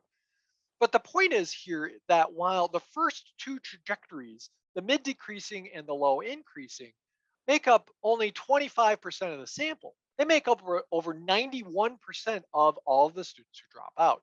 And on top of that, we can identify reasons why they're dropping out. The mid-decreasing students are struggling with the point of schooling itself. So these students need dropout interventions that help link them back to the point of schooling. While the low increasing students, when we ask them about schooling, they like their teachers. They like going to school. Their grades are just not going up fast enough. These students need academic tutoring. And if you ask how would teacher assigned grades and GPA actually do this, isn't that kind of data really subjective versus standardized test scores? Well, there's a long history of research that shows that actually teacher assigned grades, especially in the United States, but also in many other countries globally, are a valid assessment of both academic knowledge and engaged participation. And it's this engaged participation which I've shown in a range of research studies over the last few years, including a study where we reviewed 100 years of the research around the difference between standardized assessments and grades, This engaged participation is what's so predictive about grades and why longitudinal grade trajectories are one of the most accurate predictors of whether or not a student will persist in school. And so I have a recent paper as well with a former graduate student where we provide all of the code to be able to do this kind of analysis. And we have open access data and open access code. So any data analyst or data strategist or data scientist can replicate this code and then implement this kind of accuracy system in their own organization. So in conclusion, today I've talked about K-12 algorithms for early warning systems. That early warning indicators and predictors are a small part of a much larger system of stakeholders, students, educators, and the community. That the algorithms that we use in education, especially for early warning indicators and early warning systems, should follow the 4 A's that I talk about in the OECD chapter of accurate, accessible, actionable, and accountable.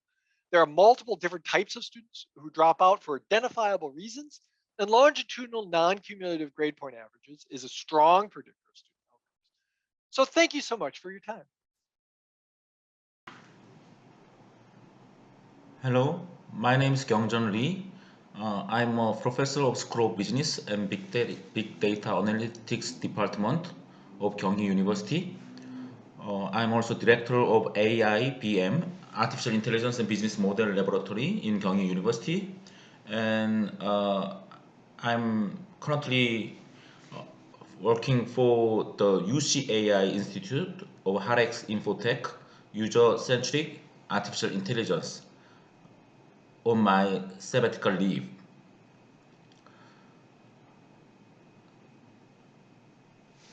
네, 경희대학교 이경전입니다. 오늘 저를 2022년 글로벌 휴먼 인게이지먼트 컨퍼런스에 초청해 주셔서 감사하게 생각합니다. 이번 컨퍼런스 주제가 Engagement for Future, AI and Beyond로 되어 있네요. 아티피셜 인텔리전스와 관련되고 그 다음에 어떤 에듀케이션 또는 휴먼 리소스 매니지먼트 이런 부분의 디벨롭먼트 이런 쪽에 관련이 되는 컨퍼런스라고 이해를 했습니다. 저는 오늘 디지털 미 as AI based education paradigm이라는 다소 좀 큰 주제로 말씀을 드리도록 하겠습니다. 작년 12월쯤에 개봉한 영화입니다. Don't Look Up이라는 영화인데요. 넷플릭스와 일반 극장에서 개봉이 됐죠. 유명한 배우들이 많이 나오고요. 레오나르도 디카프리오가 민디라는 미시간 스테이트 유니버시티의 천문학과 교수로 나오는 그런 영화입니다. 그 영화의 한 장면을 보면 이 배쉬라는 회사가 나오는데요. BASH. 배쉬라는 회사의 CEO가 민디 박사한테 레오나르도 디카프리오한테 이렇게 얘기를 합니다. 우리 회사 배쉬는 당신의 정보를 4천만 건 갖고 있어요. 1994년부터 내린 결정을 모두 알고 있죠. 당신의 대장 용종도 검진 결과 나오기 몇 달 전에 알았어요. 지금은 한 4-5개쯤 있더군요. 걱정할 건 아니지만 최대한 빨리 확인해봐요. 그보다 훨씬 중요한 건 난 당신이 누군지 무엇인지 안다는 거예요. 뭐 이렇게 좀 기분 나쁘게 얘기를 합니다. 내 알고리즘은 소비자 유형 8종을 분석하죠. 당신은 라이프 스타일 이상주의자예요. 이러면서 심지어는 96.5%의 정확도로 언제 죽을지를 알아맞힌다. 이렇게 얘기를 합니다. 당신의 죽음은 아주 하찮고 따분했어요. 다 기억 못하지만 하나는 기억나네요. 당신은 외롭게 혼자 죽을 거예요. 이렇게 얘기를 합니다. 상당히 기분이 나쁘죠. 그랬더니 이제 여기 보시면 메릴 스트립이 나오죠. 네, 메릴 스트립이 미국 대통령으로 나오는데 이 대화를 보는 그 미국 대통령이 이 배쉬 CEO한테 얘기합니다. 민디 박사한테 예언을 하셨잖아요. 알고리즘 보여주면서. 그랬더니 민디 박사가 충격이 컸나 봐요. 혼자 죽는 얘기. 그랬더니 이 메릴 스트립이 나도 내 죽음을 안다면 정말 재미있겠어요. 그랬더니 알고 싶지 않아요. 그랬더니 알고 싶어요. 또 이렇게 얘기를 합니다. 그랬더니 회사 CEO가 브론테록한테 잡아먹힌다는데 무슨 뜻인지 모르겠어요. 그랬더니 메릴 스트립이 뭐요? 브론테록? 이렇게 합니다. 근데 영화의 어떤 장면에서 이런 이름이 아마 브론테록일 거예요. 이런 장면이 나와요. 예, 지금 여기서 지금 이 사람이 대장 용종이 발견될 거라는 걸 예측하기도 하고 언제 죽을 거라고도 예측하기도 하는 다소 기분 나쁜 그러한 어떠한 회사의 내용이 나오지만 이것을 좀 긍정적으로 생각하면 저는 그걸 디지털 미라고 생각을 합니다. 그래서 저는 몇 년 전부터 이 디지털 미라는 주제로 연구를 했는데요. 이 디지털 미라는 건 AI based product service 시스템으로 디파인 될 수 있습니다. 그래서 어떤 개인의 어떤 상태를 매니지먼트 하는 거죠. 헬스라든가 뷰티, 메모리, 날리지, 파이낸스 또는 해피니스 이런 것들을 리얼 타임으로 관리하는 그런 어떤 서비스다 이렇게 볼 수가 있습니다. 그래서 이런 디지털 미는 어떤 하드웨어 프로덕트와 결합될 수가 있겠고요. 그것을 기본으로 하면서 어떤 플랫폼이 되는 거죠. 그래서 서비스가 연결되는 하드웨어와 클라우드 서비스와 AI 시스템이 연결되는 그런 것입니다. 결국 디지털 미라는 것은 어떤 유저의 상태를 매저하는 거죠. 측정하고 그걸 통해서 그 퍼포먼스를 계속 올려가는 유저의 스테이트를 임프루브하는 그러면서 계속 피드백을 주는 그러한 어떠한 서비스라고 볼 수가 있습니다. 근데 그 유저의 스테이트라는 거는 어떤 기억이라든가 건강이라든가 지식, 그 다음에 재정 상태, 어떤 미용, 미모 이런 것들을 이제 관리하는 것이죠. 우리가 이제 오늘 제가 제목이 디지털 미 as AI based education paradigm. 그래서 결국은 저는 오늘 디지털 미라는 것에 대해서 좀 말씀을 드리고요. 그것이 어떻게 에듀케이션에 사용될 수 있을지, 거기서 어떤 AI가 어떤 역할을 하게 될지 이런 것들을 말씀드리면 될 것 같습니다. 제가 연구하고 있는 것들을 조금만 소개를 하게 될 것 같아요.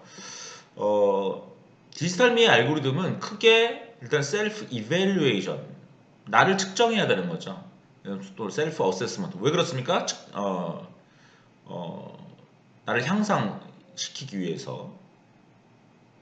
그 다음에 셀프 임프루빙 하는 것이죠. 예.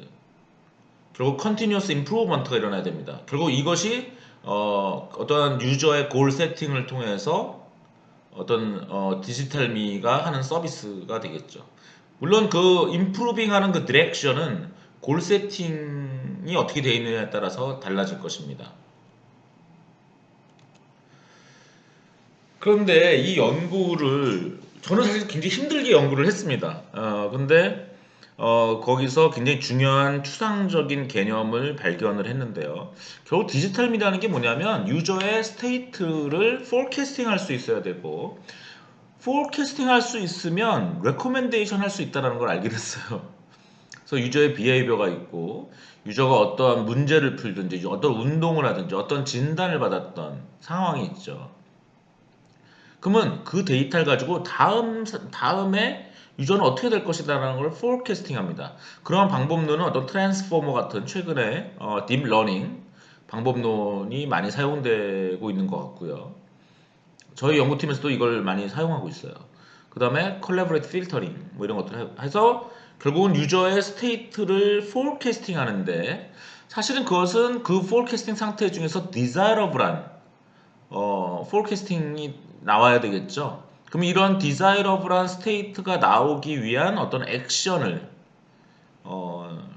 레커멘드 하는 것이 결국 디지털 미다라는 거죠. 그럼 그 어떠한 액션을 레커멘드 하느냐? 결국 스코어를 맥시마이즈 하는. 이 스코어를 어떻게 정하느냐 하는 게 또 필요하겠죠. 그 다음에 또는 약점, 위크 포인트를 좀 컴플리멘팅하는, 보완하는 또는 스트렝스닝하는 그러한 것들이 필요할 거고요. 그 다음에 또는 어떤 도미넌트한 유저를 찾아서 현재 유저보다 훨씬 건강이나 지식이 나은 유저를 찾아서, 근데 이 사람과 상당히 비슷하지만 도미넌트한 유저를 찾아서 그 사람이 어떤 행동을 했는지를 보는, 뭐 이런 것들을 가지고 액션을 우리가 레코멘드 할 수 있겠습니다. 제가 오늘 굉장히 추상적으로 얘기하지만 저희 연구팀으로서 굉장히 많은 고민을 한 결과를 오늘 말씀을 드리는 것입니다. 이런 디지털 미 인바이러먼트는 굉장히 다양한데요. 오늘 제가 많이 소개하는 이 리드라는 회사, 리드는 한국 회사인데 한국의 1등 AI 베이스드 에듀테크 회사라고 볼 수 있고, 심지어는 세계 최고의 에듀텍 컴퍼니다라고까지 말할 수가 있겠습니다. 이 리드라는 회사에서는 에드넷이라는 데이터를 공개했는데, 그 2017년부터 사용자들이 사용한 그 산타토익이라는 서비스에서 발생한 데이터를 퍼블릭하게 다 공개하고 있습니다. 거기에는 한 78만 명의 유저들이 있고요. 액티비티가 거의 뭐 대단하죠. 1억 3천만 번의 어떤 문제를 푼 겁니다. 토익 시험 문제 같은 걸 푼 거죠. 그럼 이게 답을 뭘 적었는지, 그 답이 맞았는지, 그 다음에 이걸 푸는데 걸리는 시간이 얼마나 걸렸는지, 뭐 이런 것들. 유저당 한 167문제 정도가 있는 거고요. 문제를 푼 거죠. 그 다음에 여기에서 사용된 문제, 영어 시험 문제는 한 13,000개. 이런 경우에는 결국은 레코멘데이션이 뭐냐? 문제를 추천하는 것입니다. 그래서 문제를 그러면 그 사람이 추천받고 다시 문제를 맞거나 틀리죠. 그렇기 때문에 일종의 트리트먼트 자체가 스테이트가 됩니다. 네, 좀 특이한 케이스죠. 그 다음에 이제 의료 쪽에 많이 사용되는 더 서드라는 그런 데이터가 있는데, 메디컬 인포메이션 마트 포 인텐시브 케어인데요. 이것도 퍼블릭하게 어베일러블 합니다. 이걸로 많은 연구들이 됐습니다. 에이다 케어, 콩 케어, 그래스, 벌트와 이제 EHR의 합성어인 BHRT, 이런 연구에 참여하고 있는 대학들은 뭐 중국의 북경대학이라든가 칭화대학, 또 영국의 옥스퍼드, 뭐 미국의 유수 대학들, 영국의 대학들, 아주 최고의 미국, 영국, 중국의 대학들이 참여해서 뭘 하냐면요. 아까 그 논룩업과 비슷합니다. 언제 죽을지를 예측하는 거예요. 예, 이 여기 배쉬 회사가 한다고 하는 이 영화에 나오는 내용이 사실은 미래 얘기가 아니라 이미 지금 하고 있는 거죠. 이 미미크 같은 데이터를 통해서 여러 가지 AI 시스템이 일종의 디지털 미니 시스템인데, 여기서 이제 포캐스팅 합니다. 포캐스팅만 하는 시스템이에요. 레코멘데이션은 결국 레코멘데이션까지 가야죠. 그러니까 어떤 사람들이 예를 들면 에이다 케어 같은 경우는 1인당 400개 정도의 헬스 데이터가 있어요. 그래서 맨 마지막 데이터는 뭐냐면 이제 죽은 겁니다, 이분이. 그럼 이 사람이 죽지 않게 하기 위해서는 어떻게 돼야 되나? 이 사람이 언제 죽을지를 예측하고 이 사람이 죽지 않기 위해서 어떠한 트리트먼트를 해야 되느냐? 그런 것들을 이제 연구하는 거죠. 여기서는 이 데이터에 트리트먼트와 스테이트가 결합되어 있습니다. 또 트리트먼트와 스테이트가 아예 분리되어 있고 없는 경우도 있죠. 그러니까 스테이트만 있는 경우. 이런 경우는 이제 AIA 보험사죠. 바이탈리티라든가 Abilify My Sight, 이런 세계 최초의 이제 디지털 큐어, 디지털 치료제죠. 이런 것들은 이제 어떠한 약을 이제 복용하면 거기에 센서가 있어서 이제 센서가 이 건강 상태를 기록하고 대시보드에, AI 바이탈리티 같은 경우는 이제 생명보험을 든 고객이 어떠한 뭐 스마트워치나 이런 팔찌 같은 거를 이제 받고 그걸 어떠한 건강 데이터를 계속 보험사에 오픈하고, 또 자기가 얼마나 운동했는지 그런 것들이 이제 관리되면 등급이 올라가서 보험료를 이제 할인받는 그러한 프로그램이라고 보시면 되겠습니다. 오른쪽 밑에 그림이 이제 AI 바이탈리티 한국 서비스 그림이고요. 그 다음 내추럴 랭귀지 데이터가 있을 수도 있겠습니다. 어떠한 사람이 내가 어떤 상태인데 나는 어떻게 해야 되죠? 그러면 어떤 멘토링을 한 데이터가 있어요. 어떤 사람의 상태에다가 그 사람한테 멘토를 한 그런 두 가지 데이터가 있다면 그것이 하나의 데이터로 쌓이고 그것이 나중에 디지털미로 AI가 분석해서 어떤 자동화할 수 있는 그런 가능성이 있다고 할 수 있겠습니다. 리드는 굉장히 AI 분야에 논문을 많이 썼는데 리드의 것도 저는 사실 리드의 자문 교수도 맡고 있는 상황입니다. 리드는 굉장히 탑 저널에 논문을 발표하고 있고요. 리드의 어떤 R&D 인력을 보면 거기 세계 최고 대학 출신들이 다 망라되어 있는 그런 모습을 보여주고 있습니다. 크게 리드의 알고리즘은 knowledge tracing, score prediction, 그다음 recommendation 시스템 이렇게 구성되어 있는데요. 처음에 knowledge tracing이라는 거는 결국 유저의 answer를 유저가 어떠한 시험 문제를 어떻게 대답할지를 forecasting하는 그런 모듈입니다. 이건 이제 역시 방법론은 트랜스포머, 딥러닝의 어떤 내추럴 랭귀지 프로세싱을 위한 딥러닝 방법론으로서 요즘 가장 강력한 그런 방법론인 트랜스포머를 쓰고 있고요. 그 다음에 그리고 나서 이제 이 사람이 그렇게 하다 보면 결국 이 사람이 현재 토익을 몇 점을 맞을지를 맞출 수 있는 거죠. 어떤 특정 문제만 맞추는 것을 난리지 트레이싱이라고 한다면 이 사람의 현재 점수를 이제 추측하는 것이 스코어 프리딕션입니다. 이 사람의 현재 수준이죠. 토익 몇 점이냐.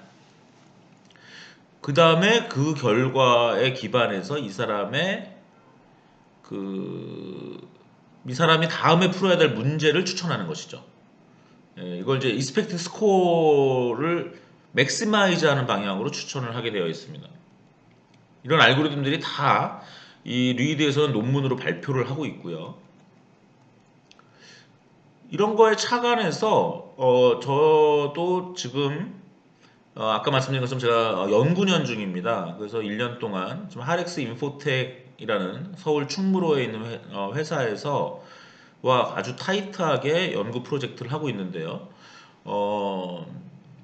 저의 어떤 하나의 앰비션은 제너럴 디지털 미 알고리즘을 만드는 것입니다. 근데 상당히 고민하다 보니까 결국 세 가지를 해결하면 돼요. 포캐스팅, 이 사람의 스테이트를 포캐스팅 하고요.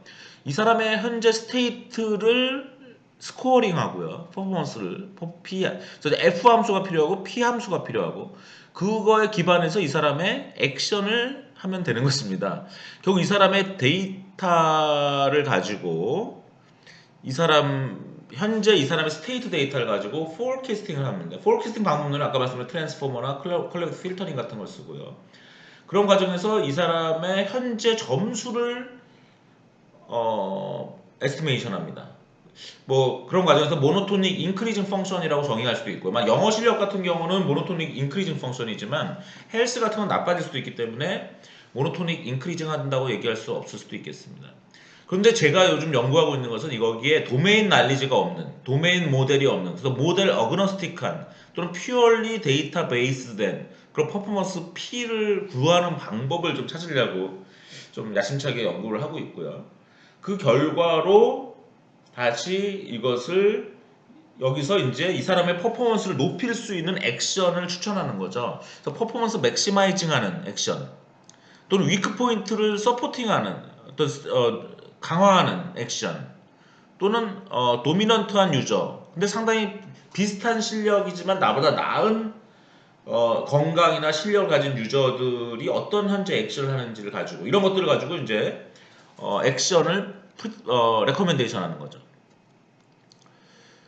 산타 토익의 경우는 7문제를 한번 풀어보게 만듭니다. 유저들한테. 최소 7문제를 풀면 그 데이터를 가지고 이제 다른 13,000개의 문제를 얼마나 맞출지 틀릴지를 프리딕션 하는 거죠. 그랬더니 이런 알고리즘 했더니 유저들이 상당히 980개 정도의 문제를 풀더라는 거예요. 상당히 열심히. 보통 서비스에 비해서 한 3배 이상의 어떤 몰입도를 갖는다라는 거고요. 그런 일종의 이런 셀프 디렉티드 러닝 그리고 그래서 유저들의 어떤 타임과 머니를 상당히 세이빙한다는 거죠. 어떤 토익 점수가 올라갈 때까지 걸리는 시간을 줄여주는 것입니다. 이런 디지털미의 어떠한 레커멘데이션 알고리즘에서는 쇼텀 퍼스펙티브가 있죠. 타임 t에서 타임 t 플러스 1을 위한 액션을 마이오픽하고 또는 그리디하게 추천하는 방법도 있고, 또 롱텀 퍼스펙티브로 t 시점에서 t 플러스 l의 어떠한 오브젝티브 펑션을 맥시마이즈하기 위한 그러한 것들을 아예 픽스해서 하는 경우도 있고, 그걸 플렉시블하게 바꿀 수도 있겠습니다. 이런 방법론은 이제 알파고, 그 이세돌 구단을 이긴 알파고, 딥마인드의 알파고 알고리즘에 사용된 MCTS, 몬테크를로 트리 서치 같은 걸 한번 써볼 수도 있을 거고요. 또는 이제 A-스타 알고리즘, AI의 서치 방법론에서 가장 기본적인 내용인데 상당히 재밌습니다. 여기서는 F라는 오브젝트 펑션을 맥시마이즈하는 건데요. F는 G 플러스 H로 되어 있고, G는 현재까지 발생한 코스트고요. H는 지금부터 앞으로까지 발생할 코스트입니다. 근데 결국 이 F는 사용자 중심적이어야 되죠. 사업자의 어떠한 프로핏이나 레비뉴를 맥시마이즈하는 것보다는 사용자의 해피니스, 사용자의 퍼포먼스를 맥시마이즈하는 그런 어떤 오브젝티브 펑션이 돼야 될 것이고요. 근데 재밌는 것은 이런 옵티멀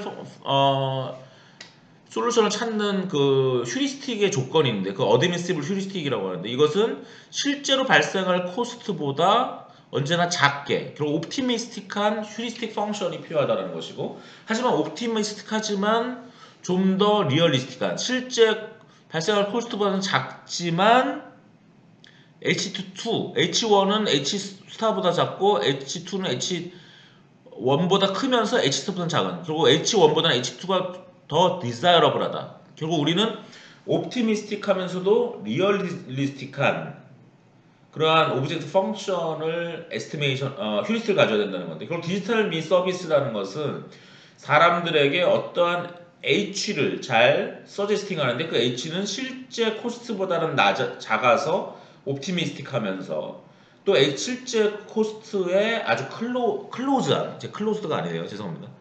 예, 클로즈한 그러한 죄송합니다. 클로즈로 제가 바꿔야 되겠습니다.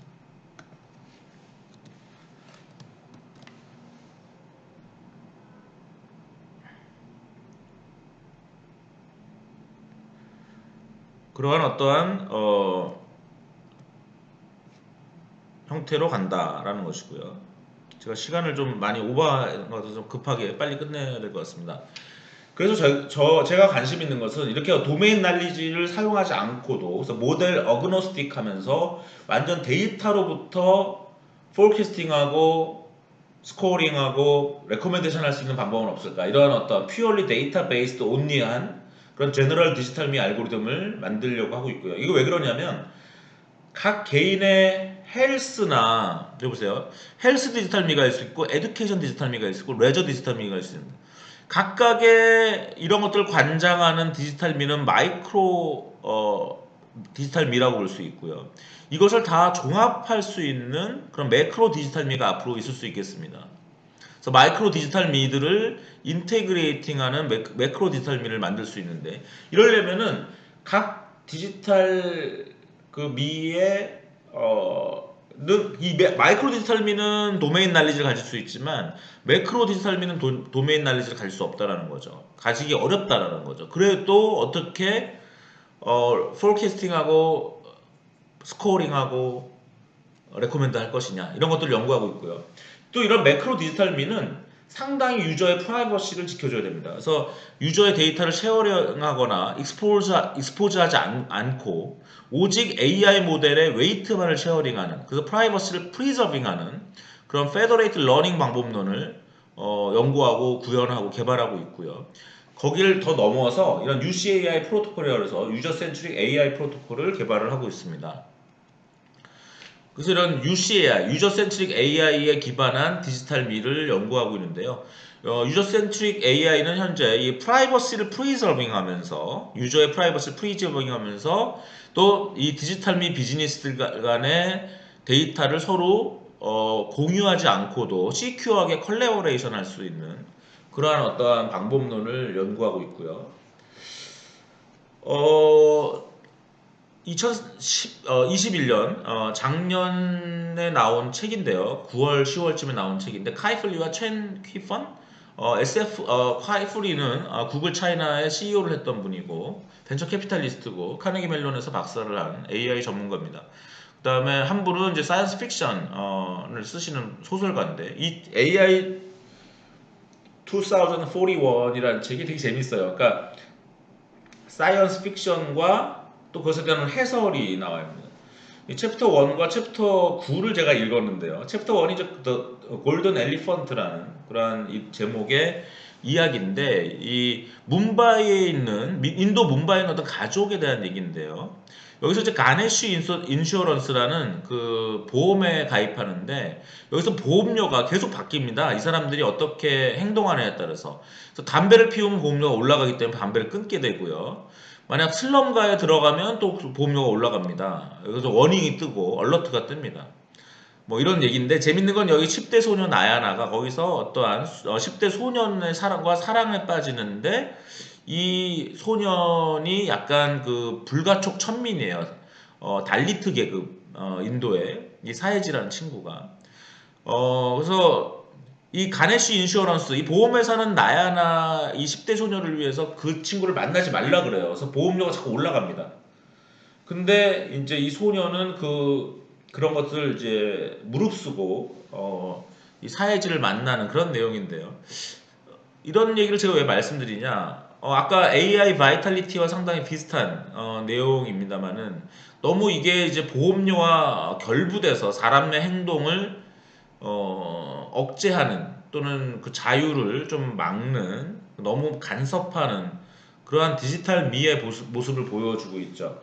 Don't Look Up 아까 영화 사례를 보여드렸고 AI 2041 이 책의 사례를 보여드렸는데 이런 것들이 다소 이 디지털 미를 조금 어둡게 설명하고 있기도 합니다. 이 책에 대해서 타임지에서 이 책에 대한 평가를 한 글을 보면 여기 에듀케이션 챕터도 있나 봐요. 그래서 이제 AI가 아주 이펙티브한 티처가 될 것이다.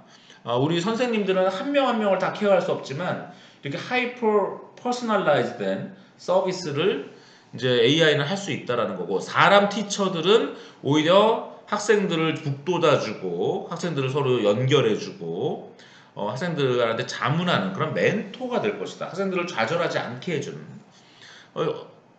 그런데 이제 이 책은 늘 어떤 이 책이나 많은 AI에 관련된 책과 영화들은 늘 이렇게 좀 비관적인 시나리오가 많죠. 그래야 영화가 재밌으니까. 근데 이제 그래서 결국 AI라는 건 이런 더블 엣지 스워드고 그래서 프라이버시 문제라든가 바이어스 문제라든가 시큐리티 문제가 있다. 결국은 우리는 기업의 인터리스트와 롱텀 유저 베니핏을 얼라인하는 그래서 그쵸? 웰스, 날리지, 해피니스. 너무 재밌는 게 이게 제가 쓴 글이 아니에요. 이 타임지에 아마 나왔던 글일 텐데 제가 연구하는 것과 너무 똑같은 거죠. 그래서 한번 소개를 해드렸습니다.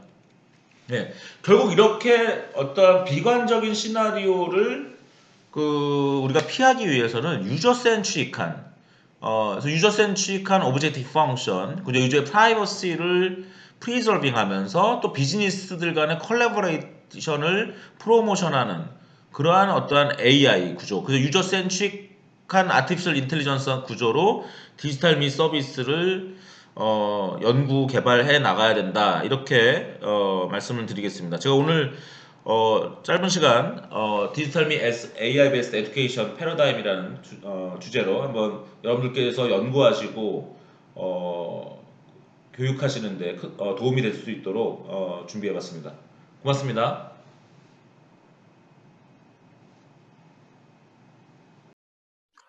Hello. I want to talk to you about improving student engagement in and with digital learning technologies. Thank you for inviting me. I'm Sidney DeMello from the University of Colorado, Boulder. So let's start by asking a very basic question. What is engagement? Let me give you some examples of students, and we'll try to think through their engagement. Here are just a few vignettes. So consider a student named Keisha. She attends math class every day, listens attentively, asks good questions, and completes her homework. but she considers math to be her least favorite subject, even though she recognizes its importance in her future. Now, there's another student, Raphael. He attends math class every day, sits silently, takes detailed notes, and always completes his homework.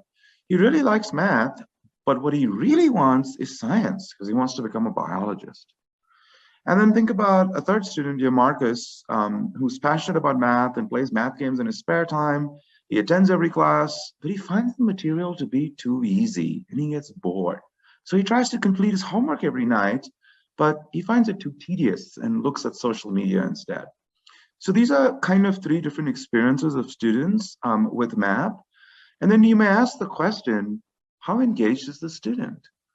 And I think what these examples are intended to illustrate is that it's really not a straightforward question. And engagement is actually a rather complex construct. So what exactly is engagement?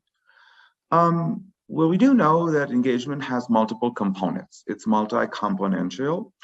And some of the main ones are behavioral engagement. You know, this is kind of being on task, kind of the behavior showing up to school. Cognitive engagement, your thought processes. Are you applying most sophisticated cognitive processes? Affective engagement. This is engagement focusing on emotions, interest in the material, and so on. And there's other forms of engagement. An interesting one is agentic engagement. Does the student show agency in what they're doing?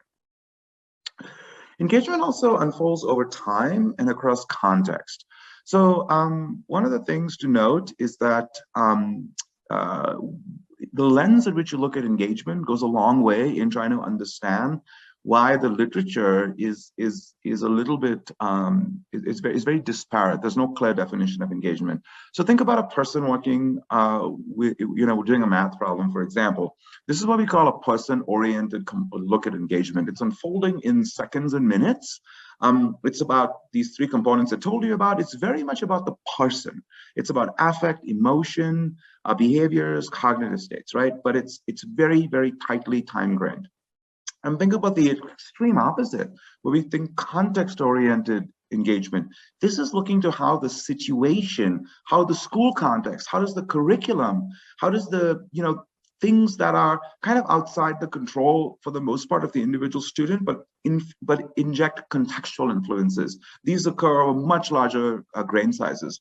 Is the math class taught as a more of a procedural kind of math or more of a contextual engagement math? Are you just studying for a standardized exam and so on? And in the middle is a person in a classroom, or we call person in context. And the idea here is that a person is, engaged in a larger context, but it's kind of the interaction between the person and a context. For example, my interaction with this math teacher versus my physics teacher. So I think it's important to note that there's different ways you can look at engagement from different lenses. And most of what I will actually talk about today is on the first, the more fine-grained person-oriented perspective of looking at engagement. Engagement can be measured using multiple methods. The most common methods used are self-reports of engagement. This could be questionnaires or experience sampling when, somebody's in a class and you get a beep on your phone, hey, how engaged are you, or whatever questions you are. These both have some advantages and also some disadvantages. Then there's observational methods. This is humans observing a classroom and looking at behaviors that may decide as engagement, or recording video and then coding it after the fact. And there's also behavioral engagement. These are behaviors. Some of these can come by how patterns of interactions with the system, click streams, how people are clicking, and also eye tracking as some examples. So the main point here is that there's different ways to look at engagement and there's different methods. And it's not the case that there's one perfect method. Good research will kind of combine these. They all have strengths and disadvantages. I'll have a reading at the end that really covers all of these concepts I'm talking about in much more detail and provide citations and everything for those interested in following up. The other thing to note is that engagement measurement does not need to be manual. It can be automated. So what you see in the left is a kind of a model of an approach to do computational modeling of engagement using machine learning methods. It's been applied in many ways. And on the right, you see some behavioral signals that can tell you something about engagement. So eye tracking, which looks at how eye movements, where you're looking and patterns of eye movements can tell you a lot about cognitive engagement as well as attention, like how much are you focused. In the bottom, you see facial expression tracking, which can tell you about something about emotional engagement, behavioral engagement. And you also see on the bottom right, tracking body movements. So I just want to point out that there's methods in which you can actually, we don't have to do this all manually. There are objective ways to pick at different levels of engagement. There's a whole field of research on that topic. So another point to note is that engagement modeling doesn't have to be just about measurement. It could also be in terms of intervention. So here's kind of some work we did. So one form of disengagement, if you can think about it, is mind wandering, right? This is when your attention, or zoning out. We've all experienced this. You might experience some now as I'm giving this talk, is that your attention lapses and just goes to unrelated thoughts. You may think about dinner, you may think about things you have to do, or anything like that. So it's very common during learning, believed to occur about 30 to 40% of the time. And so we said, okay, well, it's related to cognitive engagement or a lack thereof. Can we pick up when somebody is zoning out? And so here's kind of our model. So we had people interact with an intelligent tutoring system. You see that on the bottom right, called Guru Tutor. As they're interacting, we recorded their eye gaze. And this is all done in the classroom, by the way. So if you see this image, here's a laptop and there's little eye trackers out there. This is the biology classroom. So this is a screen up. Here's the intelligent tutoring system. This is the eye tracker that tracks eye movements. And we recorded entire classes of students at the same time. We have a model, previously trained computational model that takes these eye gaze points. As you can see, these are the eye gaze scan paths or heat maps of a certain person, and uses a machine learning to decide whether the person is mind wandering or not. If they think it's mind wandering, the computer thinks, the idea then is to re-engage the person. So it may do that by asking a question, repeating information, and maybe even saying the person's name. So Sidney, let me ask you a question. And the idea here is to bring attention back and then try to correct whatever comprehension deficiency was occurring. So if it was, you could repeat the information while the tutor is narrating some content, or ask a question to get the student to construct the information. And we found that actually this attention-aware intelligent tutoring system, because it's responsive to attention, was beneficial at reducing mind wandering and also improving learning in some contexts.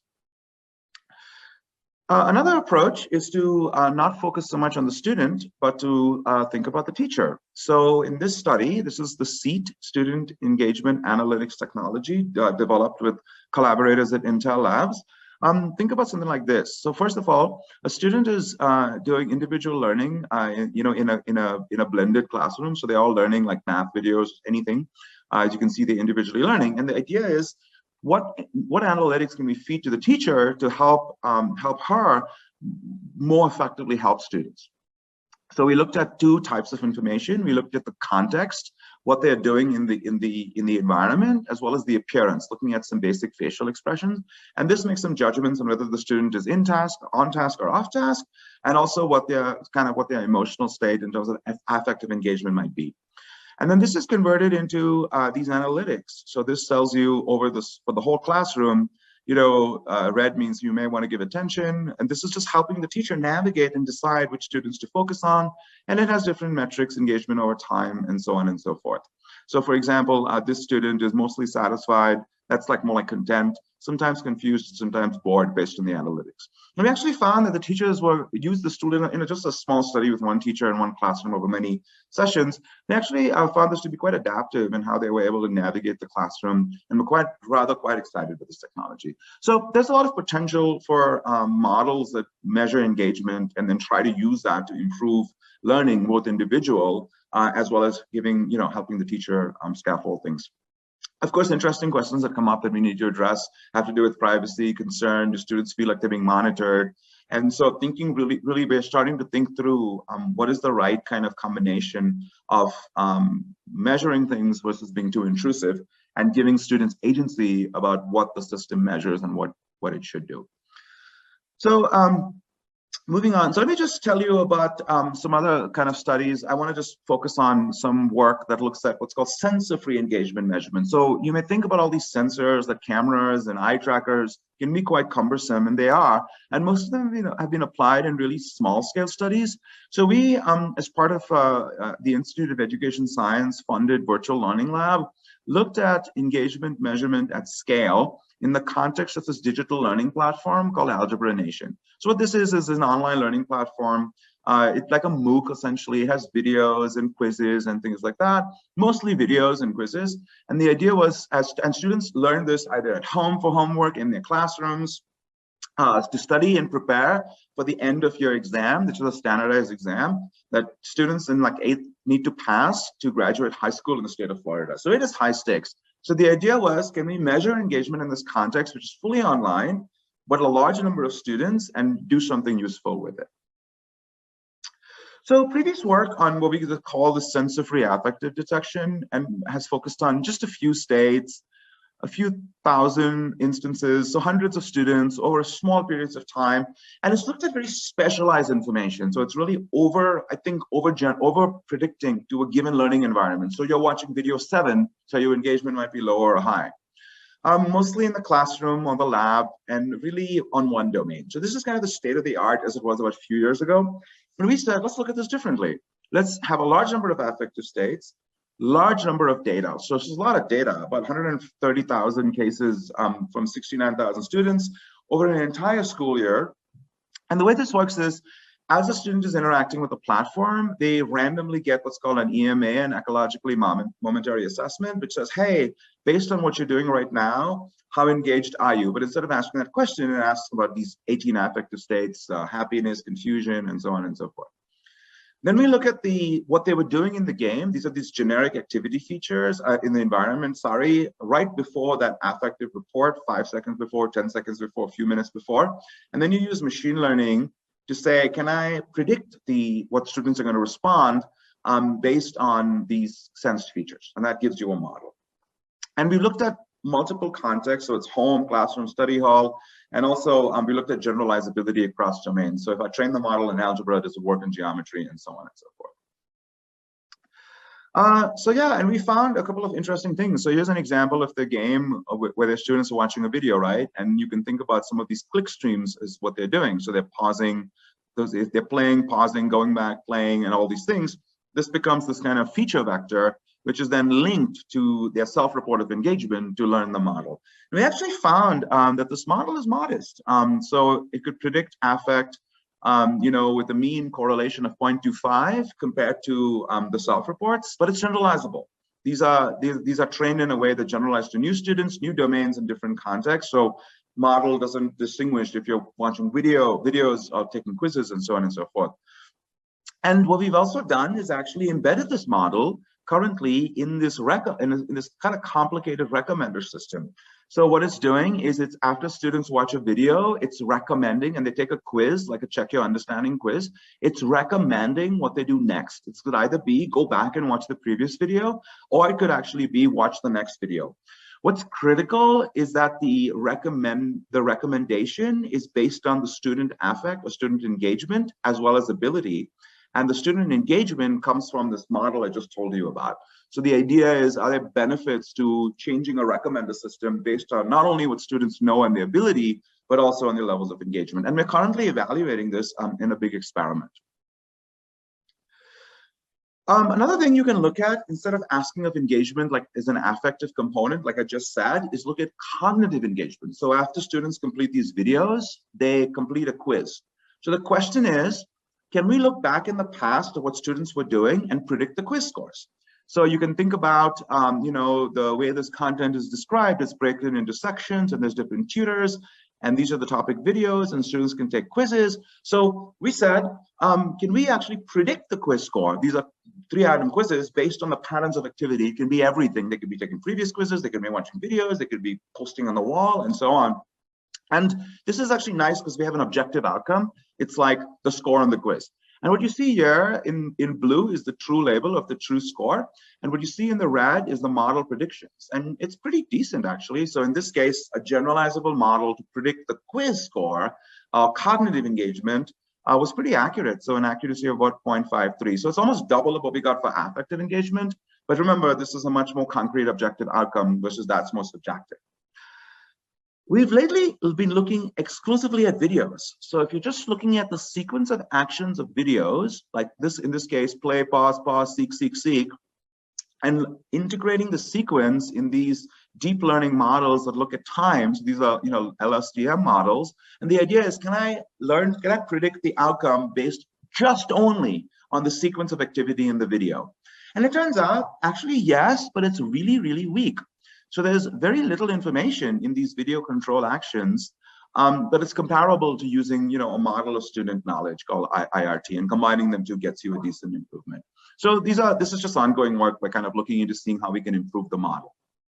So, so ideally, we'd want to take these models that predict quiz scores and embed them in the learning environment, like we did with the affective model. So it's kind of making learning more efficient. For example, if it really thinks that you have a really high likelihood of solving this quiz correctly, maybe skip some of the video watching and directly take the quiz.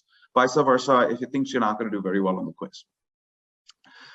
So then, of course, the open question is clearly, to what extent, can these models improve the learning experience and outcomes? It's one thing to measure, but you want to do something with the measurement. And where we are right now is starting to answer these questions of how we can embed these models to get actionable outcomes. So I've spoken about a few things. I just want to point out some resources here. The Handbook of Research and Student Engagement, it's a little dated now. It's from 2012, I think. It's almost 10 years old, but it's a really good basic reference. I wrote a chapter for the OECD Digital Education Report, and it's called Pushing the Frontiers with AI, Blockchain, and Robotics. It's available online. And this chapter is based on this talk. This talk is based on this chapter called Improving Student Engagement in and with Digital Learning Technologies. So I didn't have any references, and I kept it very broad, but all the details are in this chapter. So, I'd encourage you to take a look and read it. So with that, I'll sign off. Thank you again for this opportunity, and and do feel free to reach out if you have any questions. All the best. Hi there. I would like to thank the Department of Education for inviting us to speak at the conference today. And thank you all for joining us and listening in. Welcome to our presentation about improving employability and leadership through student engagement. My name is Dr. Jo Tyssen. I'm the Head of Widening Participation, Outreach and Projects at University Centre Leeds, which is based in Leeds in United Kingdom. I've got with me my colleague Sophie, who's with us today. If Sophie would like to introduce herself.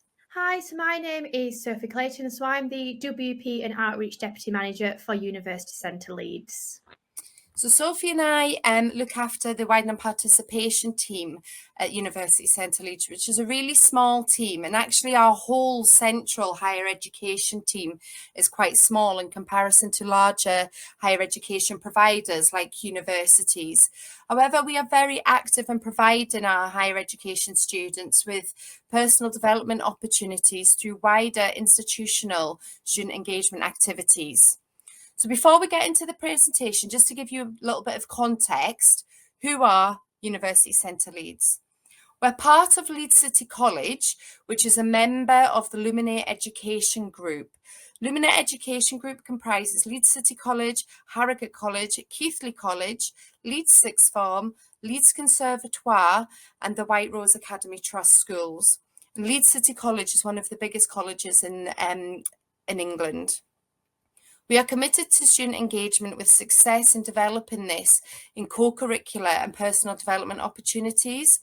So this session is going to introduce the commitment of University Centre Leeds and the Student Union, who work together with us in student engagement for student representation, curriculum development, review and evaluation, and also the enhancement of teaching and learning.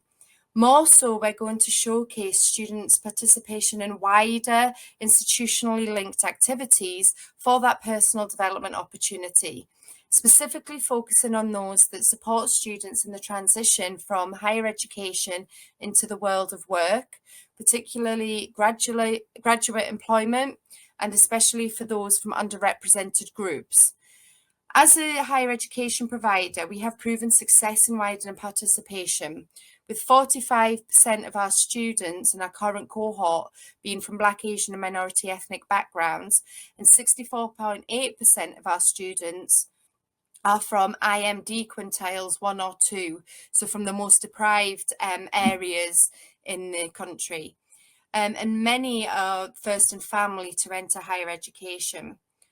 So for us, student engagement activities are focused on supporting students from underrepresented groups in their development to create a sense of belonging, and that's much more deliberate learner and professional identity development whilst enhancing their employability. So we'd like to start by asking you just to take a second to look at the question on the screen and consider this in relation to your institution or your department. So who is responsible for developing employability and or leadership in your institution? So just taking a second to think about that. For us, we see it as a responsibility of everyone across the institution, including students themselves, with a shared common goal. We don't think it's just about curriculum. We think about all the other teams that work with our curriculum areas, like ourselves and the widening participation team, and how we can all work together to improve employability and leadership. Today, we're going to present the wider institutional opportunities for student employability and leadership through student engagement with our team, particularly the widening participation and outreach team.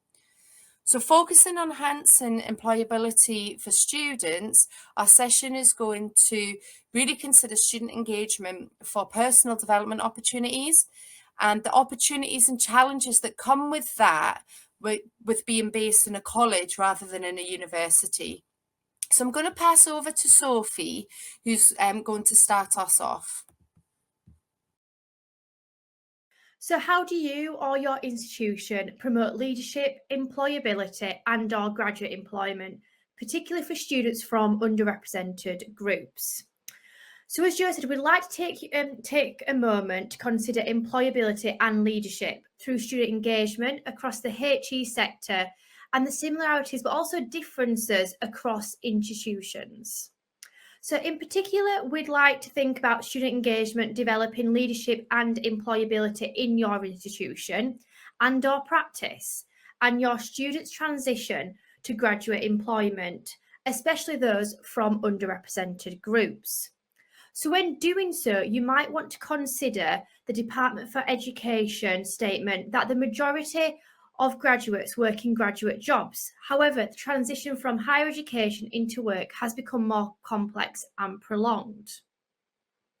So I'm now going to hand over to Jo to talk about some opportunities we offer as a WP and outreach team.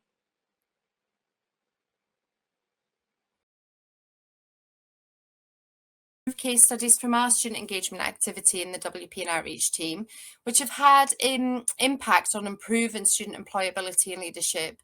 We're going to highlight some of the challenges that we face, some of the solutions that we trialed, and an evaluation, but we'd also welcome any feedback that you might have about anything similar or different in experiences in these kind of areas that we're talking about, and I'll provide some contact details at the end. So on the screen now, you can see three of our key ones: the Student Ambassador Scheme, our group reps, which work with our student union, and our Aspire High project. Sophie looks after our Student Ambassador Scheme, so I was going to start us off by talking through that scheme, and then I will talk you through some others. Students play a major role in helping potential students to find out about higher education, what life is really like as a student, and that institution. For the student, it increases their employability and gives them an opportunity to work in a variety of professional settings. So whether that's within your own institution or at a local school or a community hub.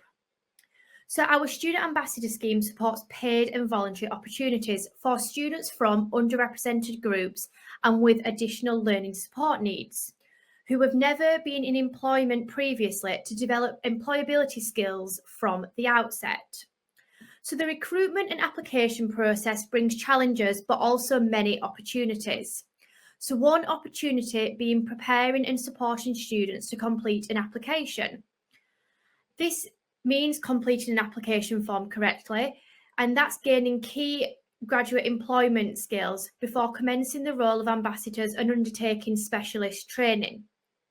However, challenges of being part of an FE college means the recruitment and DBS process can take a considerable amount of time, and this also has an impact on resource and funding. So the HR recruitment process is very rigorous, as we have students from 14 through to adult learners, and they're not used to the type of student ambassador work. So we have an application day to overcome this. So myself and Jo are both SAFER recruiter trained, and we sit down with the students and do the forms as a group. So there's also peer support there too. And it's all done at the same time, so we don't lose any student ambassadors through a long drawn out process, and they are much more prepared when they do come to apply for employment in the future. However, being part of an FE college does bring opportunities in that students have often studied with us on level 3 programs and are familiar with the environment.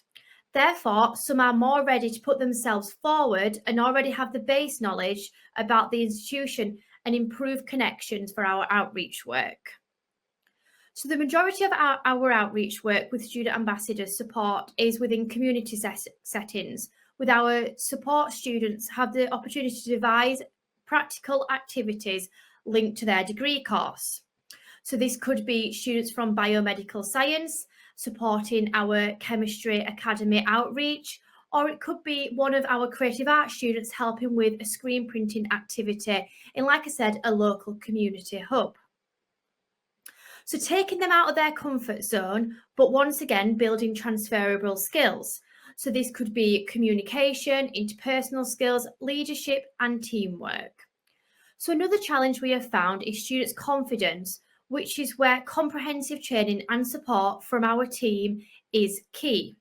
So academic staff have praised the scheme for increasing student confidence and self-esteem, and have noticed impact on the students' confidence within tutorials, lectures, and amongst their peers.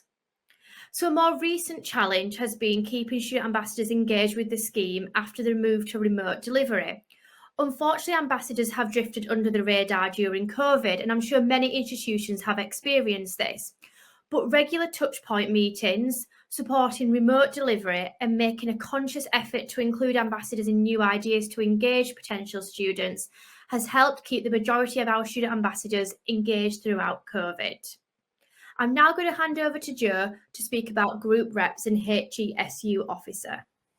Thanks, Sophie. So yeah, one of the other projects that we work within our team is for the group reps. So for each academic group of students, there is one representative who works almost like a member of the student union to feed back to us what's working well, what isn't working well, what they would like to see change, and be a voice for the student population.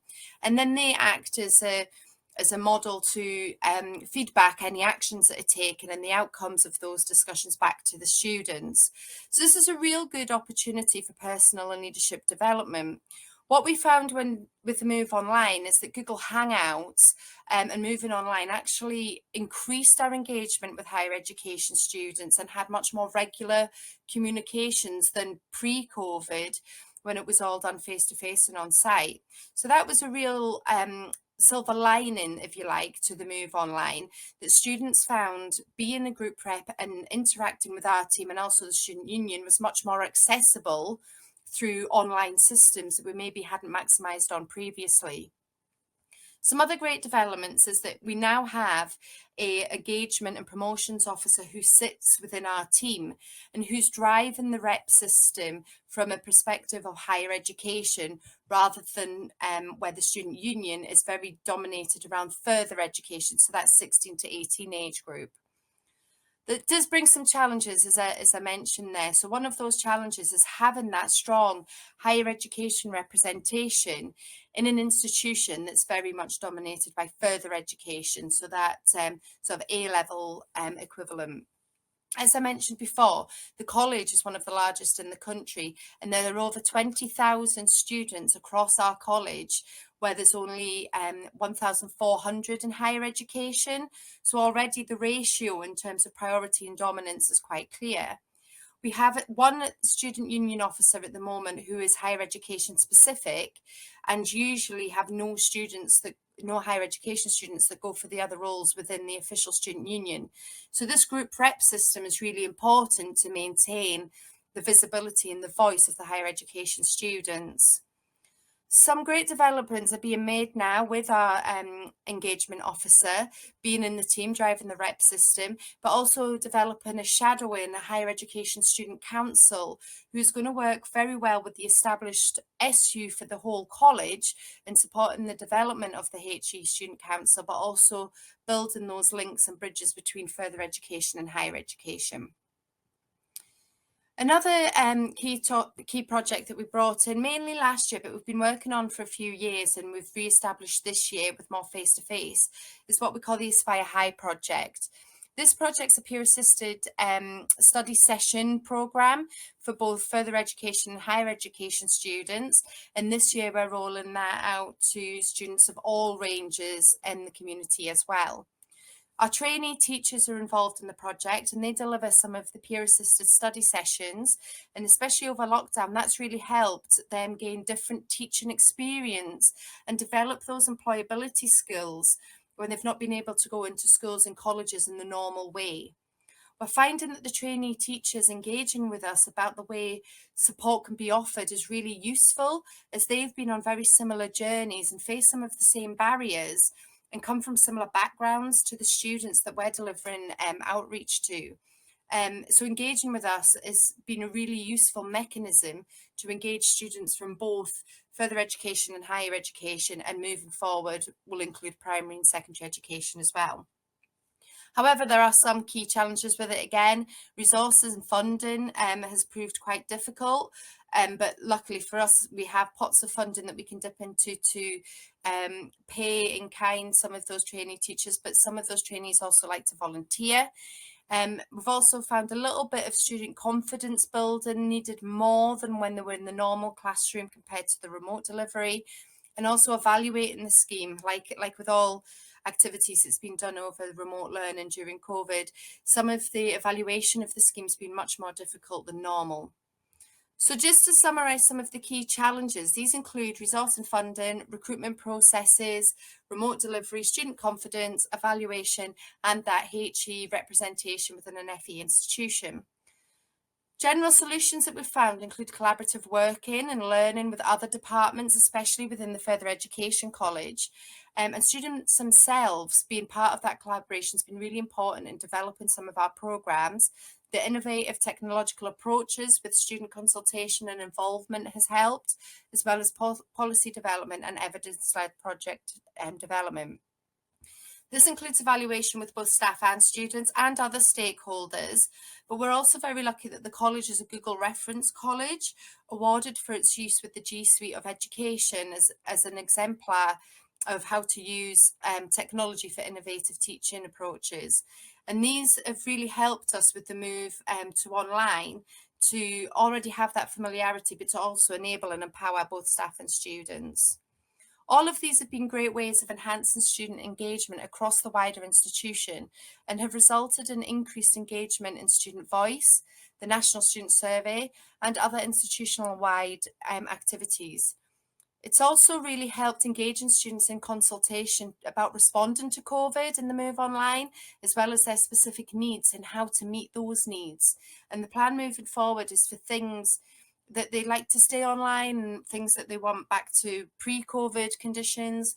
And it's a way of working with students in wider activities that's provided those opportunities to develop engaged and immersive relationships with our students. And then they are more forthcoming to work in partnership with all the departments across the provision, which has resulted in much more rapport and trust between us and students. Just to highlight one further challenge is, although as an institution we perform really well in terms of widening participation and outreach, we do find that engagement through ambassadors and reps, for example, doesn't always reflect that diversity. And often it's because students from underrepresented groups are local commuter students, which is quite typical of college-based higher education. And also they have lots of other commitments outside of the classroom, so they don't always want to engage in those extracurricular activities outside of their timetables. They don't necessarily identify as being a student when they leave the classroom, because when they leave the classroom, they're then back to being a parent or an employee, for example. So we are seeing a slow change in that, and there is a move online that's made that engagement much more accessible, but we still have a little way to go. I'm just conscious of time, so I'm just checking time there. No. So we're just going to very quickly run through a couple of other examples to demonstrate positive impact on student employability, which you can see on the screen. So as an institution, we have an annual higher education research and scholarly activity festival. And in this, we encourage staff and student research dissemination and sharing of good practice. And then this really helps to empower students to embrace the research culture, but also to build those softer employability skills like communication, problem solving, collaborative working on projects and so on. We also have the Student Leadership Programme, which is in development at the moment, and it's an opt-in programme that's going to be offered across the Luminate Education Group, so across the further education institutions and the 2 higher education departments as well. The challenge with that kind of activity is that it is group-wide, and it comes back to that balancing it out between students who are on further education at various levels and stages, and those that could be ending their higher education journey at masters or education qualifications. So that is a little bit of a challenge about how the programme can fit everybody's needs and ambitions. And again, it comes back to that issue around students having other commitments outside of the classroom. And then another little project that we're working on at the minute is called UC Buddies, which is very much about mental health peer support, both in further and higher education, to help prove well-being and a sense of belonging, both in the transition stage from further education into higher education, but also through that journey and into graduate progression as well. So I'm going to pass over to Sophie, who's just going to take us through something else to think about as a leave and kind of statement for the session today. Yeah, thank you, Jo. So yeah, as Jo said, this is just something to kind of consider as we have touched on a lot of kind of virtual activities today and how we've kind of got through COVID by doing lots of kind of virtual activities with our students as well. So we'd like you to take a moment now to consider how to enhance and maintain student engagement using virtual environments to improve employability and leadership. So once again, especially those from underrepresented groups in HE. So when doing so, you might want to consider what we thought about earlier. So that's the statement from Department of Education. So that the majority of graduates work in graduate jobs. However, the transition from higher education into work has become more complex and prolonged. So as we said, actually, the virtual environments for us has been key over the last 18 months. And going forward, we'll definitely kind of do a blended approach between face-to-face and virtual student engagement activities for our HE students. That embracing the kind of online and virtual environment has been really supportive for students, particularly in creative arts, in terms of future-proofing their freelance practice and the use of social media, for example, for marketing, but also how they might be more creative and adapt to these kind of things to still be able to promote their work and produce their work in a really meaningful way. Because with creative arts, it is quite different in terms of graduate employability, that students go into that freelance practice and they often need very different employability and leadership skills for that. Oh, excuse me. So I'd just like to thank you again very much for listening into the session and hopefully participating by way of thinking about some of the things that we've raised today. We would really welcome your comments, any thoughts or comments or questions that you have that have arisen from the session. And please do feel free to email me at joanne.tyssen@ucleeds.ac.uk. Obviously, we'd have loved to have presented in person or live, but with COVID and obviously the time differences and things, that's just not possible. But we would really love to connect with you outside of the conference via email in the first instance. Take care, everybody, and hope you enjoy the rest of the conference. Hello, my name is Latika Kyung. I direct the Center for Undergraduate Research and Academic Engagement at Florida State University, located in Tallahassee, Florida in the United States. And I want to share with you my thoughts on engaging in undergraduate research as a high impact practice. Quickly, what I hope to cover. First, I will position my institution. I'll define undergraduate research and high impact practices. I'll provide a case study of the Undergraduate Research Opportunity Program, or UROP, and then we'll end with some takeaways. So, Florida State University. We're located in Tallahassee, Florida. That is the capital of Florida. We're a very high research university according to the Carnegie classification, with nearly 42,000 students, 78% of whom are undergraduate students. We're currently an emerging Hispanic serving institution with about 22% Latinx students. Once we reach 25%, we will be a Hispanic serving institution. In 2020, we were the top 18th public university in the United States and the 55th overall, including privates. And you'll see that since 2015, we've risen 25 spots in the rankings, which is really a testament to the attention that we have placed on academics and supporting students and making sure they are being retained and graduated at our institution, among other metrics. We are the top 17th public for graduation rate of students receiving Pell Grants. So this is federal funding for low-income students. Our 6-year graduation rate is currently 83% with a first-year retention rate of 94%, which ranks us as 16th best for public schools. And we've virtually eliminated disparities in rates for underrepresented groups, so including the Pell Grant eligible students and first generation in college. My office, the CRE, is part of the Honor Scholars and Fellows House, and we are housed within the Division of Undergraduate Studies.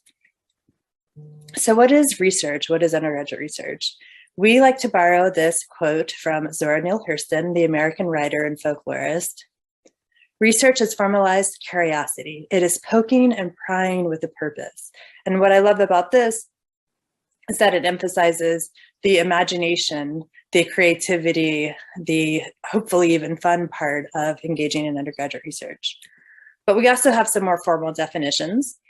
The Council on Undergraduate Research, the international organization that supports engagement in undergraduate research, defines it as an inquiry or investigation conducted by an undergraduate student that makes an original intellectual or creative contribution to the discipline. Here at FSU, we like to emphasize even more the importance of the mentorship component. So students research, scholarship, and/or creative activities where student and faculty mentors collaborate in the design and implementation of projects and the dissemination of results. So really the collaborative element. So what are some examples of undergraduate research? For our students, at least, the first thing they think of, especially if they're coming straight from high school, is laboratory experiments. They might have a picture in their mind of research being a male in a white lab coat with possibly crazy hair and mixing chemicals together. So we do a lot of work to dispel the myth that that's the only way that research happens. Of course, that is important research too, but it also happens in archival, in archives or in a library. It can happen in the field. It can involve interviews and the qualitative part of research. It can also include artistic work and creation. So we actually have very strong creative programs here on our campus: theater, film, dance, music. So research and creative activity is also happening in those fields, in every field, in fact, on our campus. And it could also be applied research or program evaluation. So what are some of the benefits of engaging in undergraduate research?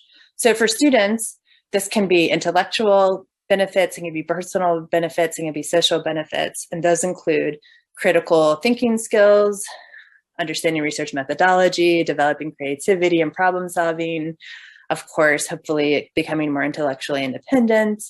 It improves students' abilities to read and critique published literature, and then hopefully that translates into the wider scope also. As we know, there's a lot of misinformation and disinformation these days. It also helps students articulate what their actual research and academic interests are, right? Engaging in research might actually help a student realize, oh, I'm not interested in this thing, or I'm very interested in this thing that I didn't think I was interested in to begin with. It can also help them identify their career and graduate school opportunities and also goals. And as we know, engaging in undergraduate research actually encourages enrollment in graduate education. And then here in Florida, this is a very important thing. It provides effective career preparation. So the state legislature is very interested in the career preparation elements.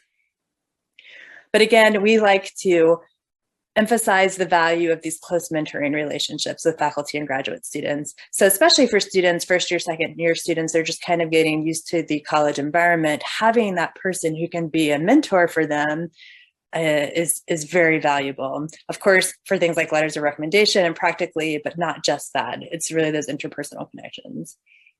And then from the institutional perspective, undergraduate research engagement helps students stay at our institution and graduate on time. So of course, those are very important metrics. And then more generally, or on a wider scale, it promotes a collaborative, interdisciplinary, problem-solving, and innovation-oriented culture. So undergrads get incorporated into that research ecosystem in valuable ways where they're making valuable contributions. And then we don't want to forget that it can be fun, right? They're making new friends, they're forming new communities, hopefully, and they're beginning to develop their identity as an undergraduate researcher, as a researcher. So what does the research arc of engagement look like, or what can it look like? For many students, their first experience with research might be in a CURE, a course-based undergraduate research experience. These are becoming more popular, especially within the last decade. And these are courses that have been designed or redesigned so that there's an inquiry-based learning or research-like element within the course itself. And these are great in terms of how many students they can reach. Students don't have to necessarily select into doing research, and they might get the benefits of it even without knowing that's what they were trying to do. So these could be even in required classes or electives or things that, you know, students are having to do, but without knowing that they're potentially selecting a research experience. And then of course, in a more traditional way, they might be a research assistant or a volunteer in a lab or with a research project. So that is more historically students' first experience as within the research ecosystem. So they might work with a year or two perhaps and gain some skills and then go on to do more independent research, which is the next step in the art. So that could be a DIS, a directed independent study, or some other kind of perhaps funded research project or something like that, but it's really of their own design. And of course, again, that's under the supervision of a research mentor, but the student themselves are beginning to think about the questions and how to answer them. And then perhaps they'll go on even after that to engage in a culminating experience like an honors thesis, a capstone, or a senior project.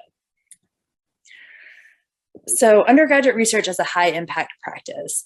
High impact practices, or HIPs, were proposed by George Koo and other collaborators and include experiences like first year seminars and experiences, learning communities, writing intensive courses.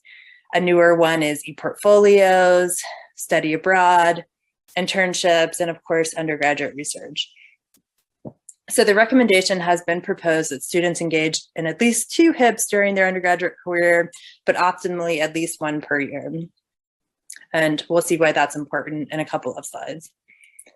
The next 2 tables are from Ensuring Quality and Taking High Impact Practices to Scale by George Koo and Ken O'Donnell with case studies by Sally Reid. So these really demonstrate the relationship between selected high impact activities, including undergraduate research, deep learning, and student self-reported gains. So you'll see if you kind of scroll down to the middle of the screen, student faculty research. So that's really that student research assistantship experience. And you'll see high gains in deep learning and slightly lower, but still significant gains, general gains, personal gains, and practical gains as reported by students. And then table 2 looks at the relationship between these HIPs and clusters of effective educational practices. So you'll see even higher gains here for student faculty research. Level of academic challenge, students report these to be high. Active and collaborative learning, student-faculty interaction, all very high. And then still a significant supportive campus environment. And again, that's important because the data shows when students feel connected to campus, they're much more likely to stay here and thrive here. So our next slide is from research by Finley and McNair from 2013. And this study looks at the importance of engaging in multiple HIPs. So not just doing one, doing multiple over your career. And you'll see the colors refer to red, no HIPs, gold 1 to 2, blue 3 to 4, and we'll call that brown 5 to 6. The more HIPs students engage in, the higher self-reported gains across multiple gains.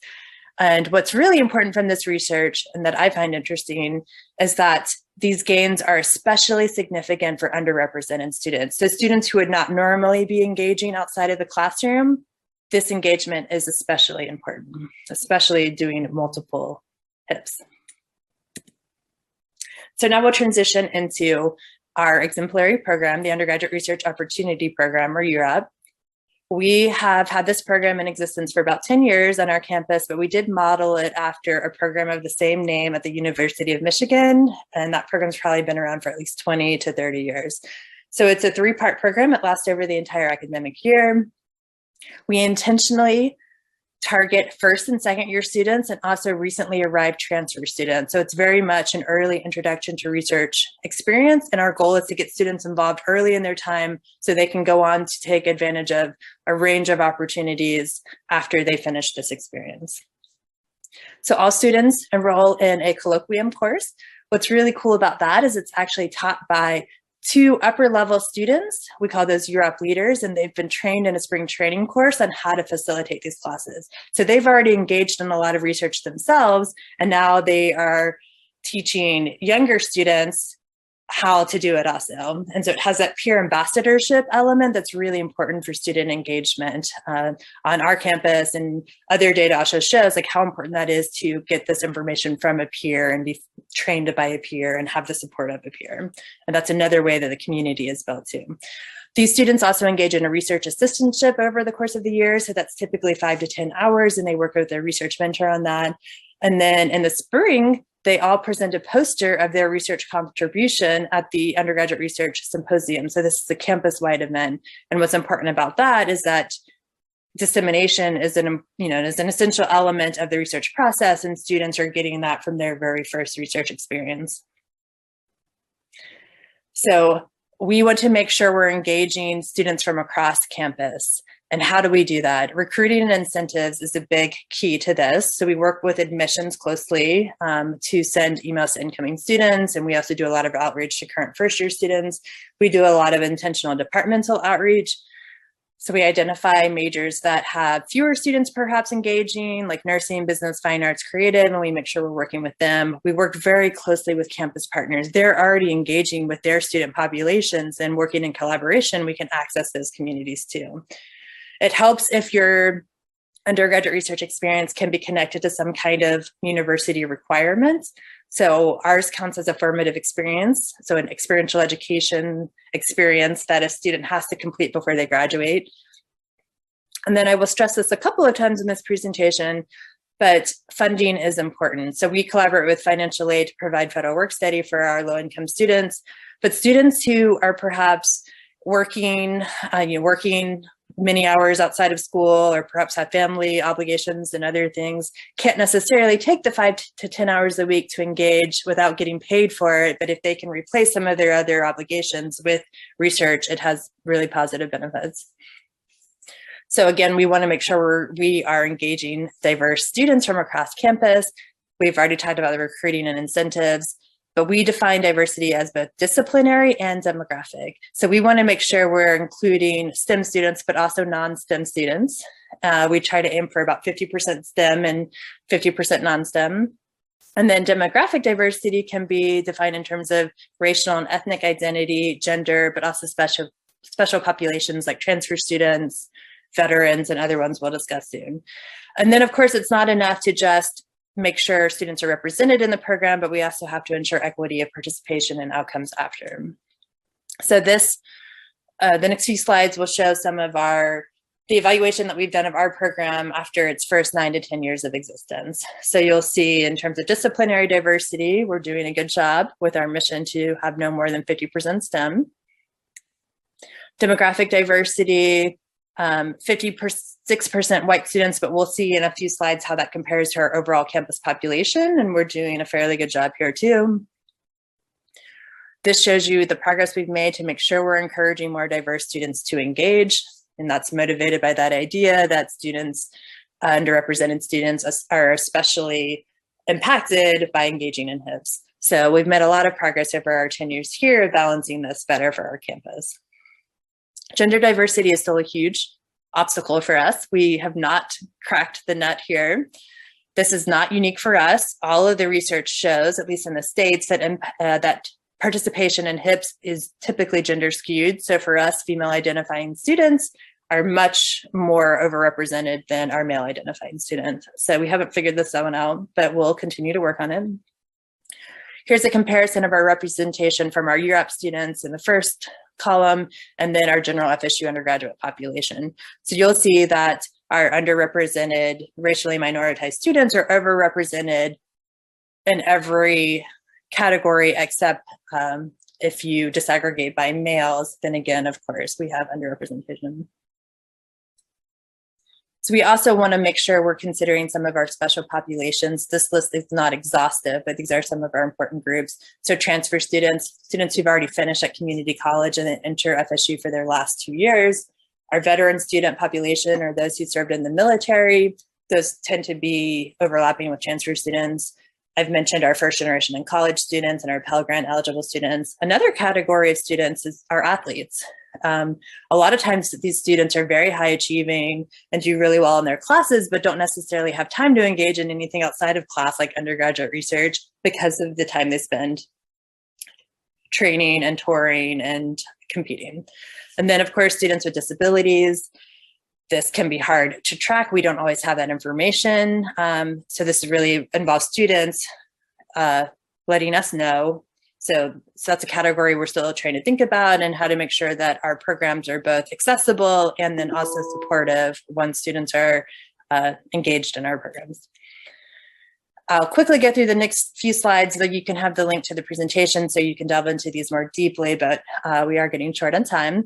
But our Pell eligible students, again, those are the ones who receive funding from the government, have higher 4- and 6-year graduation rates for those who participate in Europe versus a matched cohort across campus. Transfer students, similar situation. Of course, none of this can control for self-selection into the program, but is still positive for us. And then first generation and college students also demonstrate higher 6-year graduation rates compared to a matched cohort. This slide, I think, is important because it shows some of the students' perceptions of their experience in Europe, especially how it encourages further campus and research engagement post-program.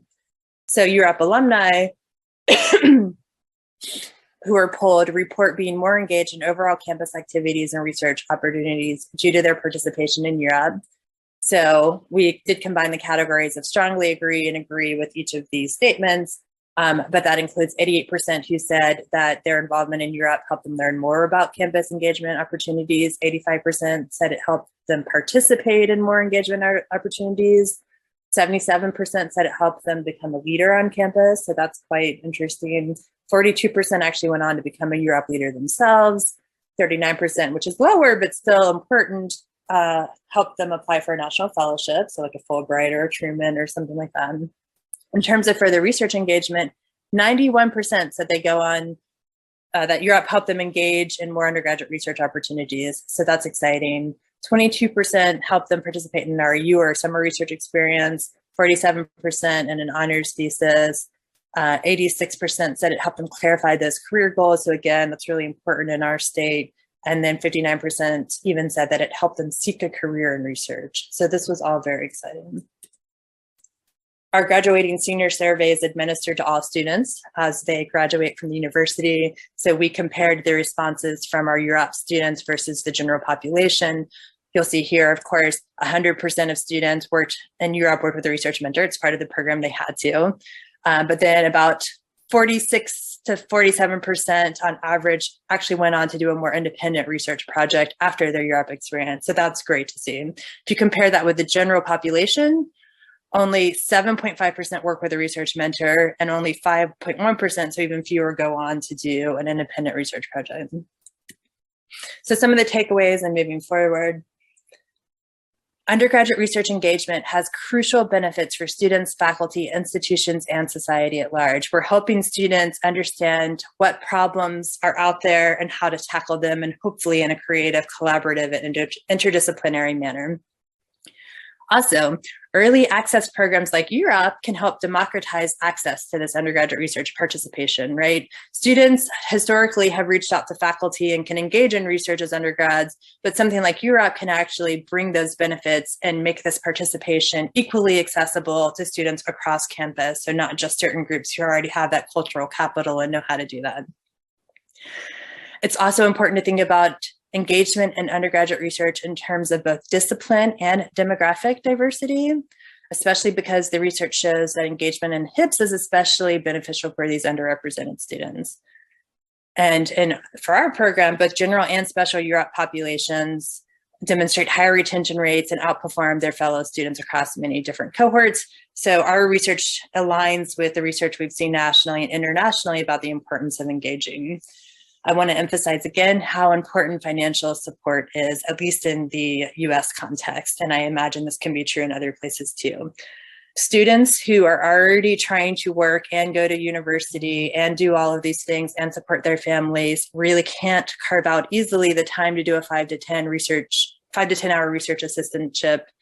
So being able to get paid for that time is fundamental. And then I will leave us with the thought that representation is only half the challenge. So we've made a lot of progress there, but we really need to continue ensuring the equity of outcomes of participation moving forward. So part of that is making sure we continue to support diverse UROP leaders and also their research mentors, so that students across campus can have research mentors who have similar backgrounds and can identify with them too. So these quickly 3 students who have come through UROP and perhaps been UROP leaders. I can't tell you everything about them. We have so many wonderful students, but Brianna Whitehead in the center was a UROP student, came into our institution as a first-generation college student, didn't really have any interest in engaging in research, and now is at Johns Hopkins, and she's the first Black female PhD biophysics candidate. So one of our many success stories.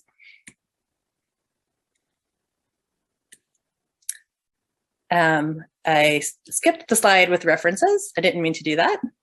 My computer's being a little bit slow, so you'll have that. And then of course, thank you so much for listening to me. I invite you to email me and engage me in any way that is possible. Thank you. Hello, my name is Michael Segalla, a professor emeritus at HEC Paris. I'm very happy to be here. Thank you very much. It's an honor to be able to talk about our research with you. Today, we're going to talk about employee engagement. The idea, is it a romance, cooperation, or is it abusive? And we're going to have a significant discussion on the international aspects of that. So let's get started right away. Let's change the slide here. HR is about productivity. Okay, HR department is there to make sure the company is productive. And there have been several ways of looking at that over the past century or more. We talked about in scientific management, how to train workers and retain workers so that they come back the next day and do all the job over again. The human relations movement with Elton Miao in the 1930s, 1940s, and 1970s began to understand the importance of keeping a happy workforce. A happy workforce is a productive workforce. We moved into psychological design, making sure that it's more than just a happy workforce, but people felt respected, they felt accepted within the workplace, so that their ideas had merit, that they weren't just frowned upon, or they weren't looked at as being less important to the organization. And most recently, we're spending more and more time on health and welfare of employees, thinking that healthy and active employees are going to be productive employees. And with the advent of the new tracking, the watches and things like that, where many experiments going on right now to see if there's stress, if people are sleeping well, if there's enough activity during the days. So all that is towards the goal of productivity. We have to remember that. And employee engagement is one of the other tools of productivity. If we can improve employee engagement, we might have more productive workers. So you think about where this came from years ago. You had pictures like this, okay? You know, the workforce, crowded, probably dirty, noisy. People there don't look happy at all in their jobs. Of course, they're all lined up and they're all doing their work. And if things aren't working out well, they have, product quality control checks later on. And that was the way life worked. Okay. The thing is that these workers are probably never going to be able to feel engaged. Okay. They're there transactional. I need money. I can do that. Don't try to make me become passionate about making shirts or whatever they're making there. And in today's world, we now have computers and robots that are doing that anyway. Okay, so those kind of jobs are not the focus of employee engagement. The focus of employee engagement are often your blue collar, not your, your white collar jobs, your managerial jobs, your service jobs.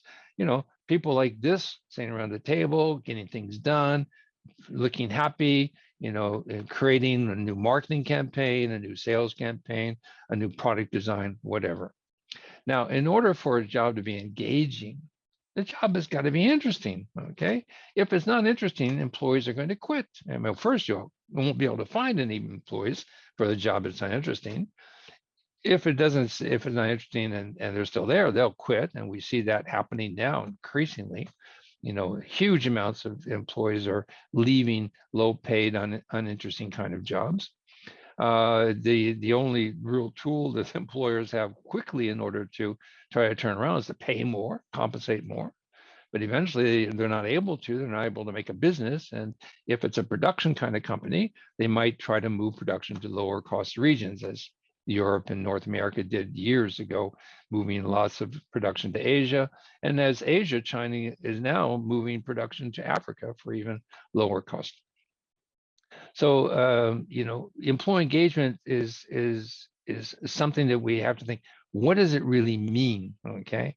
Now, the word comes from engager in French. Okay, it's a French word to pledge your loyalty towards something. It's a moral obligation or legal obligation to the ruler of the country or to the lord of the manor or, to whoever you felt obliged to. But the modern, more HR interpretation of that is more that you have an emotional commitment to your company or to the goal of your company, okay? So that you're not going to work just in order to get a paycheck. You're going to work because you really want to promote the mission of the company, or you're really engaged with that company, with the people of the company that you're working with, okay? Now, Gallup, the polling company, runs for the last 20 years. They run a survey every year about employee engagement, and their latest one just came out a few months ago. And so here's what they say are the benefits of a company where the employees are highly engaged: lower absenteeism, lower turnover, better product quality, more customer loyalty, higher profitability. Those are the employer benefits there. But where are the employee benefits? I don't see them on there. Now, any job is an exchange. The employee exchanged with the company my training, my skills, my labor, my attitudes, my behaviors, and the company gives to me money or prestige or training or experience or something fun to do. Okay, it's an exchange between two parties. So if that exchange is not working, okay, if one party doesn't feel that they are equally benefiting from the exchange, they're going to feel probably disengaged. Here's a real story. This came out just 2 or 3 days ago. I teach our new promotion is here, the new entry class to MBA, 200 students from about 40, 50 countries of the world arrived on campus this week.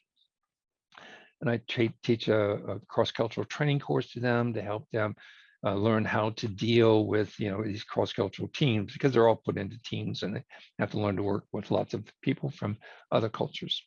And so here's a story of one of those students who said, in a former job, I worked for a Korean company. I was surprised that negotiating with my boss is inappropriate.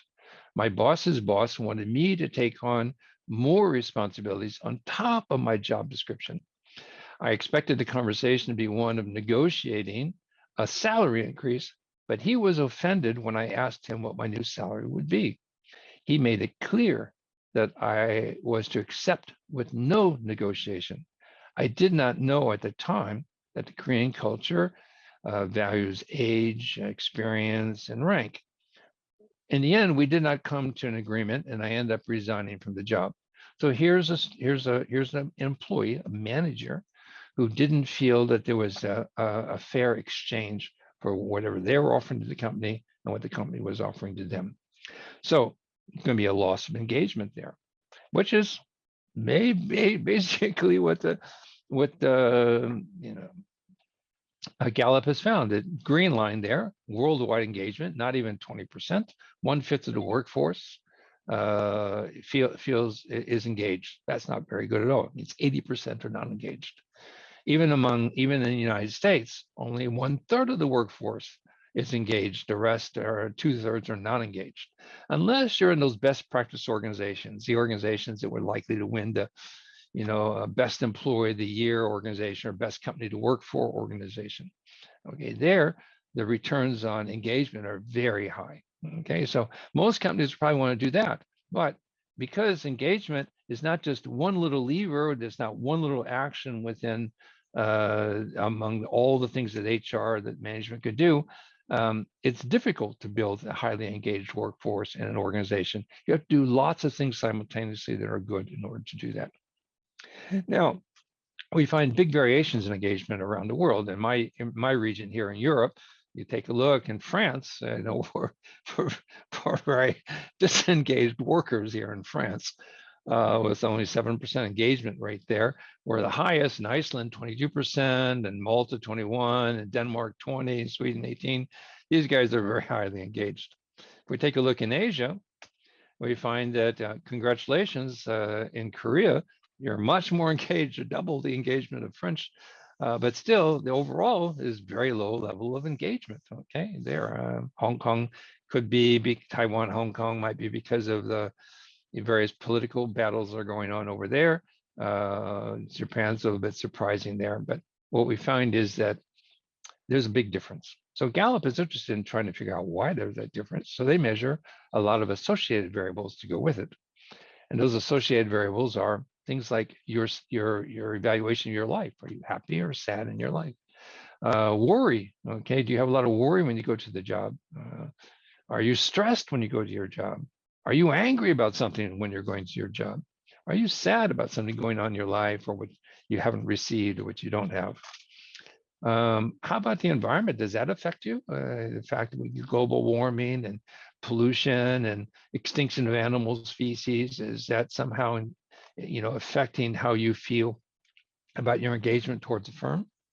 The respect that you receive, okay, are employees respected in your company?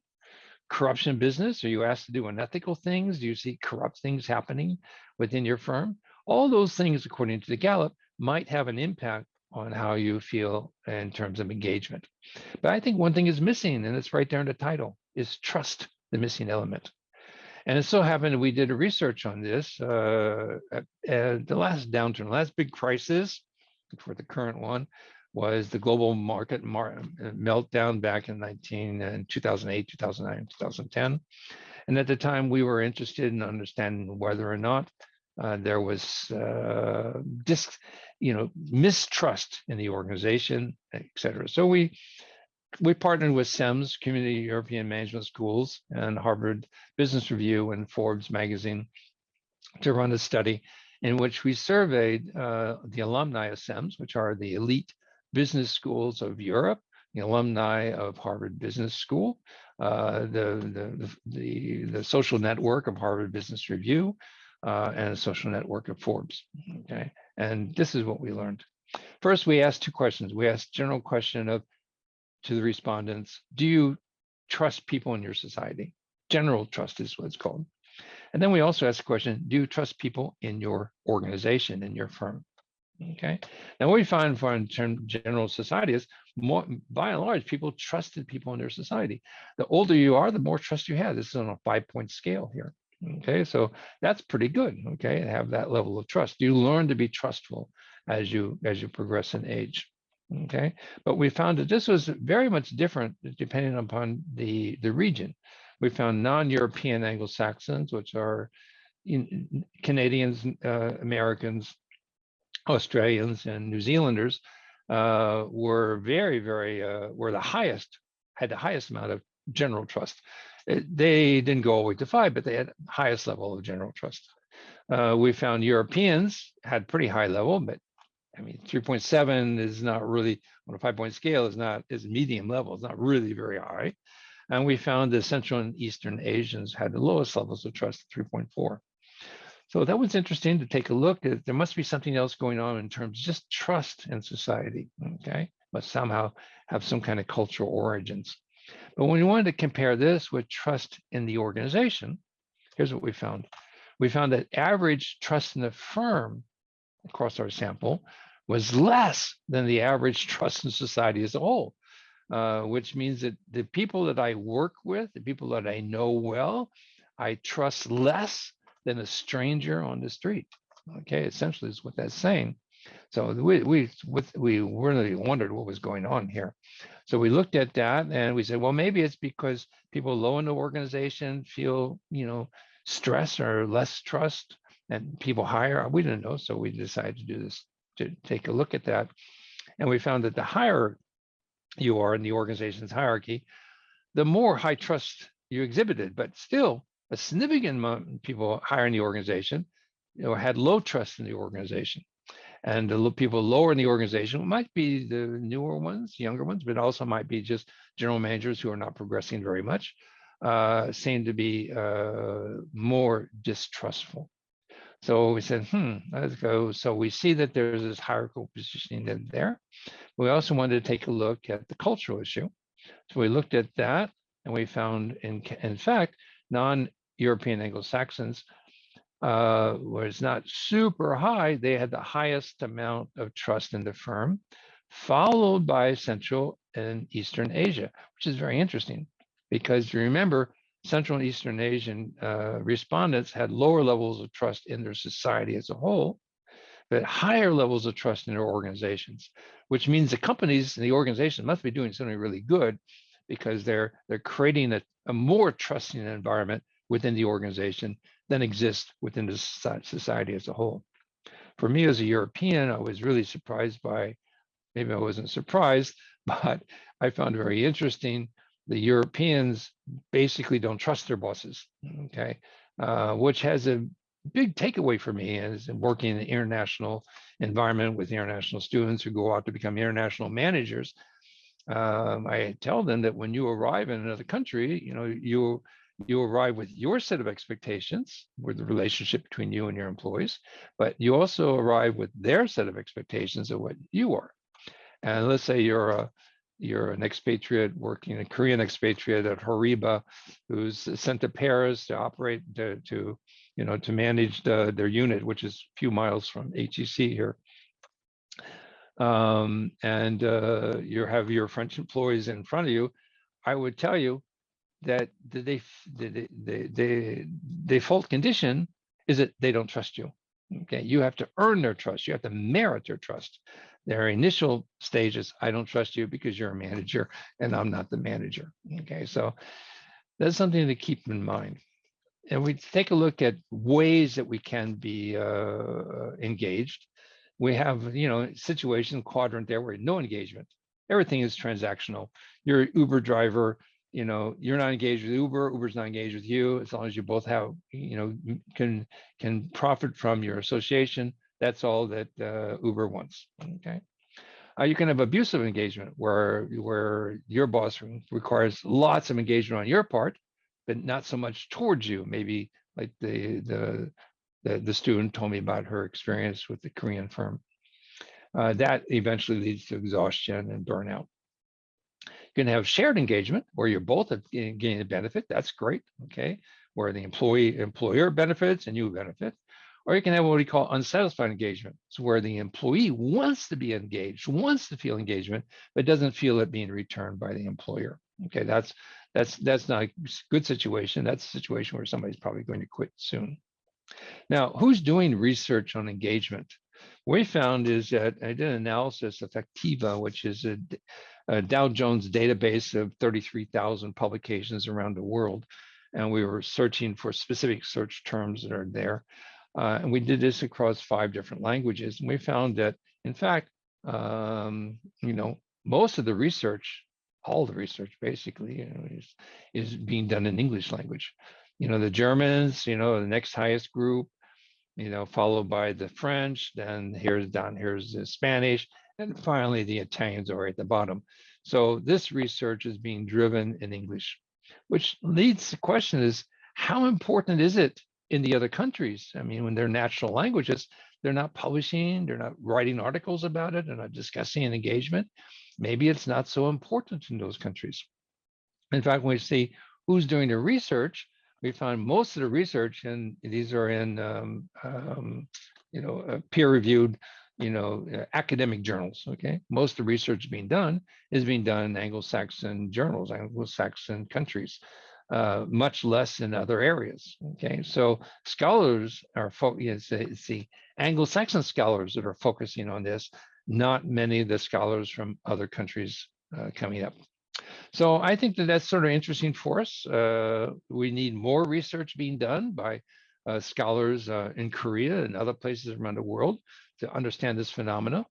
There are some directions for future research put together by my buddy Angelo Denisi, who was a co-author of one of our papers in our book, showing what should be done. I'm not going to focus on this now, but you'll have that. You can take a look at it. Let me go to just some final thoughts so we can stay on time here. Final thoughts. How ethical is the push for engagement? Employees commit to work. What do they get for it? Is it ethical for you as a manager or for you as a company as a whole to demand engagement of your employees without giving them something in return? Is engagement simply employees being grateful for their job and that they have relatively decent working conditions? This is a big question being asked from the ethics of this, okay? The other big question is it just an Anglo-Saxon phenomenon? Is this just something sold by consulting companies, in order to make some profit, to come into a company and give them engagement speeches and things like that? Does it generalize to parts outside of the world? Also, is there a link between your national culture and how in your engagement level? Your national culture somehow, create the preconditions where you're going to work harder? I don't know. And then what data comes from outside the United States? There must be data from outside. It'd be great to have that access to that. So that's the end of my comments right now. Thank you very much. Please get in contact with me if you have any questions about this. I'd be happy to continue the discussion with you. You take care. Goodbye. Hey, my name is Dr. Brad Shuck, and I am incredibly excited to be talking with you today, to being a part of the conference, to dig into this idea of employee engagement. What does it mean? How do we define it? And perhaps most importantly, what's the newest research telling us about what engagement is, and how can we experience it, and how can we have more of it not only in our lives, but in our organizations across the world? Listen, I want to invite you to connect with me on the socials if you haven't already. You can find me on YouTube and Twitter and Instagram and LinkedIn, as well as a brand new company that I co-founded here in Louisville, Kentucky, Org Vitals, which is a culture intelligence platform for organizations across the world. I work at the University of Louisville here in Louisville, Kentucky, and I've spent the last decade really trying to understand and dig into what does engagement feel like in our lives? What does engagement feel like in organizations? And so I'm excited to share with you what the implications of that newest research that we're doing could be and could mean for you. Our time today really kind of digging into three main areas. The first is, what is employee engagement? And I think that's an important question for us to tackle. What does it mean to be engaged? How does it feel? How do we define it? What are the measurement frameworks that we can use? And how are those things perhaps a little bit different? The second is I want to talk about some new research from a Korean context, some really amazing scholars that I've got the chance to work with over the last couple of years to understand what is it meaning now to be engaged. And then I want to give you three resources. I want to make sure that there are some free resources for you to use today. You can walk away with from this conference and this presentation, learning more and asking more questions. And this is where our dialogue on the social media can really, really help us. It can drive the conference experience well beyond just this one presentation. ways, this is my big question. This is always my big question. How does engagement impact practice, and where does it come from? What does it mean to be engaged in the moment? How do we understand it? How do we define it? And so all of the work that we're doing, not only the past work, but the things that we're doing in the future is really centering on this one big question: how does engagement impact practice? And for crying out loud, where does it come from? And I think you're going to see that theme as we dig into these research papers. The definition. Here's the definition that we use to understand employee engagement. Employee engagement is the maintenance, the intensity, and the direction of effort and energy that we give to something. It isn't just engaging for engagement's sake, engaging for just because, but rather engagement has these unique qualities. A sense of intensity and how I lean into my work, a sense of directionality and that I'm moving forward. And that's going to be an important part as we think about some other job attitude variables here in a moment. And then this sense of maintenance, this sense of I can do this work, I can be great at this work. So employee engagement, the research team that I work with, is really kind of centered in on these three qualities: this maintenance, the intensity, and the direction. And those things happen here cognitively. They happen in our mind, the way that we think about work. They happen here, how we feel about our work in the moment, how we feel about our work in the future, how those experiences have accumulated for us in the past, and then a sense of intention to behave in a certain way. What does it mean for me to be engaged, and what does that look like? So maintenance, intensity, and direction is really what engagement is all about. Now, think about our first case study. We really wanted to understand what are the antecedents to engagement. What does it mean to be engaged, and how do we develop that? And incredible scholars, Dr. Woo-Chul Kim and Dr.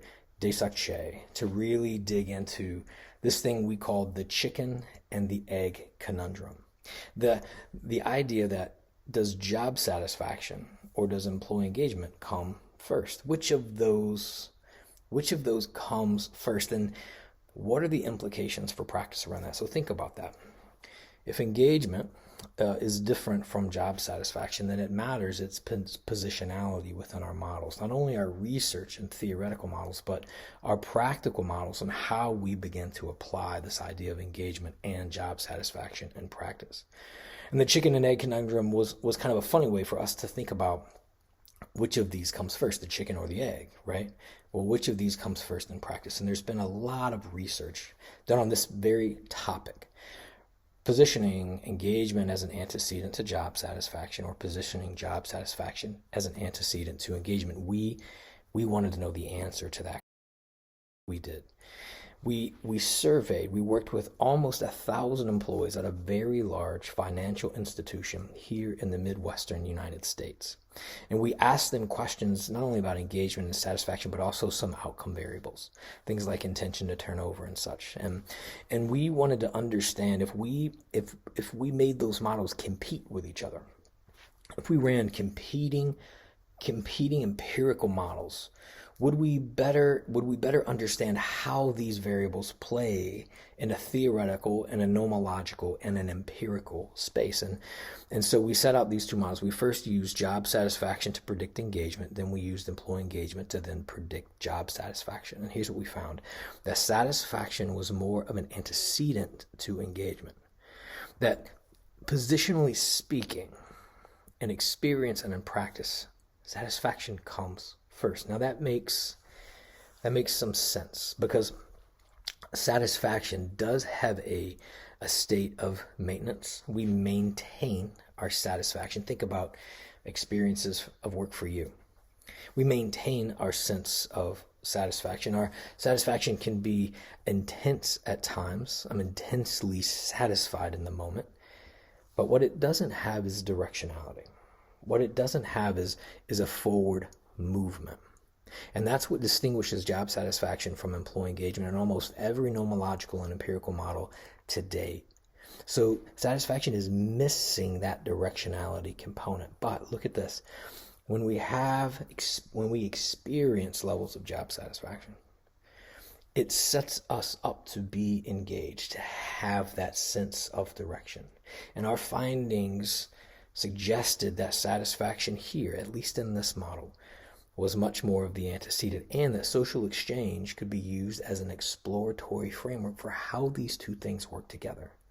And as I'm satiated and I'm satisfied in the moment, I'm excited about this project, or I really love working here, it sets me up to have a sense of direction, a sense of valence, a vector that moves me towards something that's particularly important in the employee engagement equation that is missing when I'm only satisfied.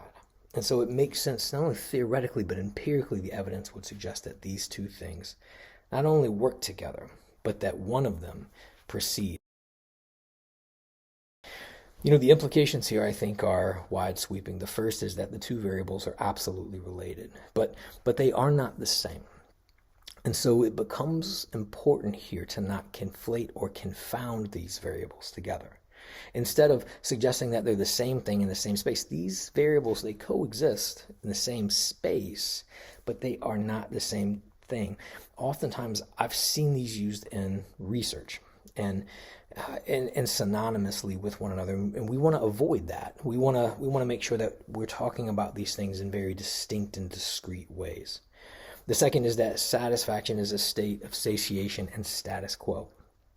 To be satisfied means to be still. It doesn't have directionality like engagement. And sometimes we might put a judgment on that. We might say, well, you're only satisfied. And I want to make sure that while these things aren't the same thing, satisfaction is a perfectly acceptable variable for us to be digging into for the research, because it is the precursor to employee engagement. It is how someone becomes engaged. It may be the gateway into engagement. And so it's okay for satisfaction to be a part of this model, but we understand that these things are qualitatively and quantitatively quite different. And the last thing here is that we should consider relevant models that help us explain resources.